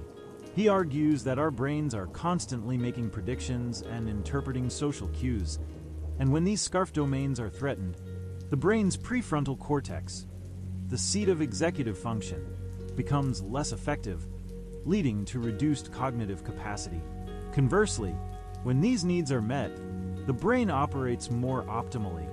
The book moves beyond generic advice on time management or willpower, instead providing neuroscience-backed strategies for managing attention, solving problems, and collaborating with others. Rock emphasizes that the brain is not a limitless resource. It has inherent constraints on its processing power, particularly the prefrontal cortex, which is responsible for conscious, effortful thought. This limited bandwidth means that many common workplace practices, such as multitasking or constant interruptions, are inherently inefficient and taxing on the brain. He likens the brain to a stage, where only a few actors, thoughts, ideas can hold the spotlight at any given time. The quality and coherence of our mental play depend on how effectively we manage these actors and the flow of information. The overarching goal of the book is to empower readers to work with their brains rather than against them, by consciously designing their work environments and habits to align with their brain's natural architecture and operating principles. This includes understanding the role of different brain regions, the impact of emotions on cognition, and the neurochemistry of focus and distraction. Rock seeks to demystify cognitive processes, making complex neuroscience accessible and actionable for everyday productivity challenges.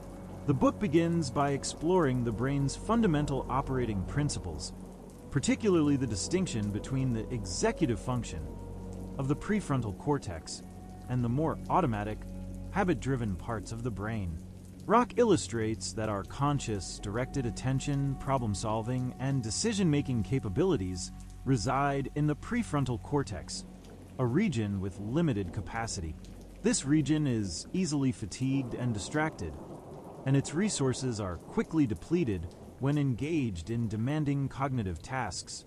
In contrast, the basal ganglia and other subcortical areas handle well-learned routines and automatic behaviors, requiring less conscious effort.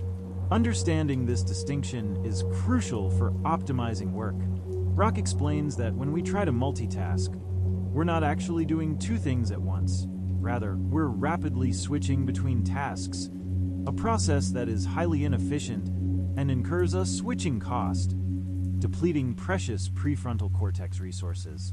This leads to increased errors, reduced comprehension, and mental fatigue. He introduces the concept of directed attention as a finite resource, emphasizing that every decision, every focused thought, every act of willpower draws from this limited pool.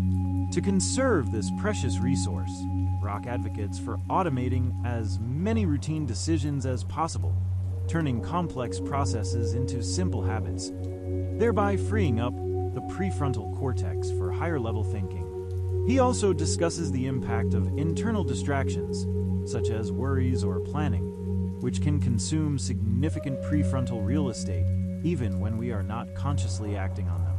The book emphasizes the importance of managing these internal distractions as effectively as external ones. Rock further details how the brain prioritizes threats over rewards, an evolutionary mechanism that, while vital for survival, can hinder productivity in modern work environments. Threats, even minor social ones, activate the amygdala and other emotional centers, diverting resources from the prefrontal cortex and leading to a fight or flight response that is counterproductive to focused work. This foundational understanding sets the stage for the practical strategies presented later in the book, highlighting the imperative of creating an environment and mental state conducive to optimal cognitive function, rather than constantly battling the brain's inherent limitations.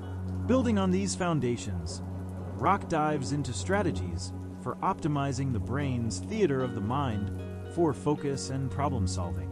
He explains that the brain can effectively hold only a few pieces of information in conscious awareness at any given time, roughly 4 chunks of information. This limited capacity underscores the importance of simplifying complex problems and breaking them down into manageable pieces. He introduces techniques for enhancing focus, such as chunking information, which involves grouping related pieces of data into larger, more meaningful units, thereby making more efficient use of the brain's limited working memory. Rock also highlights the critical role of state management. Our emotional and physiological state profoundly impacts our cognitive abilities. Stress, anxiety, and even mild irritation can flood the brain with neurochemicals that impair the prefrontal cortex's function, making it harder to focus, recall information, and make sound decisions. He suggests various methods for managing state, including deep breathing, mindfulness practices, and reframing negative thoughts to bring the brain into an optimal state for thinking. Furthermore, the book explores how to leverage the brain's natural problem-solving mechanisms. Rock explains the difference between top-down processing, conscious, logical thought, and bottom-up processing, intuitive, unconscious insights. He argues that while conscious effort is necessary, some of the most profound insights emerge from allowing the brain to work on problems in the background, often when we are disengaged from direct effort, such as during a walk or while showering. This highlights the importance of taking breaks and creating mental white space to allow for diffuse mode thinking. He also discusses the concept of priming the brain for specific tasks, consciously directing attention and preparing the mental stage for the work ahead. This can involve reviewing relevant information, setting clear intentions, or simply clearing away distractions. The essence of this section is about consciously designing our approach to tasks to align with the brain's natural processing strengths and limitations, rather than forcing it to operate in ways that are inherently inefficient or stressful. A significant portion of Your Brain at Work is dedicated to enhancing creativity and insight. Rock challenges the notion that creativity is a mysterious, unpredictable phenomenon, arguing instead that it can be systematically cultivated by understanding how the brain generates new ideas. He explains that insights often occur when disparate pieces of information in the brain connect in novel ways. This process is facilitated when the brain is in a relaxed, non-focused state, allowing for broader, associative thinking. He advocates for creating conditions conducive to insight, such as engaging in light physical activity, spending time in nature, or simply disengaging from the problem for a period. This allows the brain to shift from a focused mode to a diffuse mode of thinking, where new connections are more likely to form. Rock also discusses the importance of metacognition, thinking about thinking, as a tool for improving problem solving. By becoming aware of our own thought processes, we can identify patterns of thinking that are helpful or unhelpful and adjust our approach accordingly. He emphasizes that novel insights rarely emerge from simply trying harder or focusing more intensely on the same data. Rather, they require a shift in perspective or a break from conventional thought patterns. The book explores strategies like synthesizing information, which involves consciously looking for connections between seemingly unrelated concepts or data points. He suggests using visual tools like mind maps or flowcharts to help organize thoughts and reveal new relationships. Furthermore, Rock highlights the role of emotion in creativity. While intense negative emotions can block insights, a certain level of positive emotion and curiosity can open the brain to new possibilities. He also touches upon the concept of flow state, a highly engaged mental state where one is fully immersed in an activity, leading to heightened creativity and productivity. The key to accessing this state lies in striking a balance between challenge and skill. Ultimately, Rock argues that creativity is not just for artists.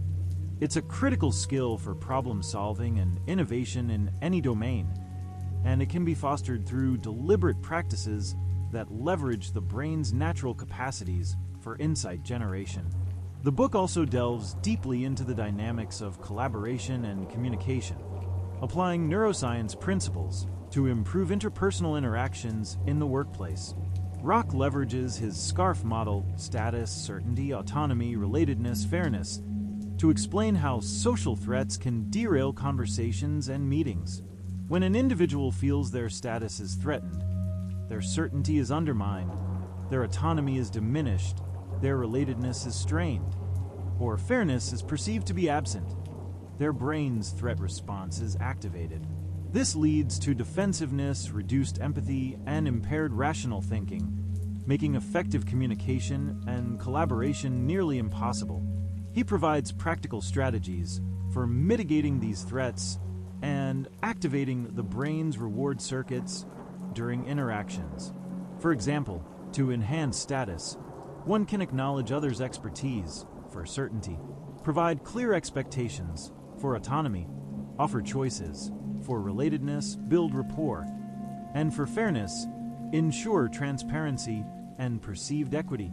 Rock emphasizes the importance of priming positive states in group settings, starting meetings with appreciation or positive news to set a collaborative tone.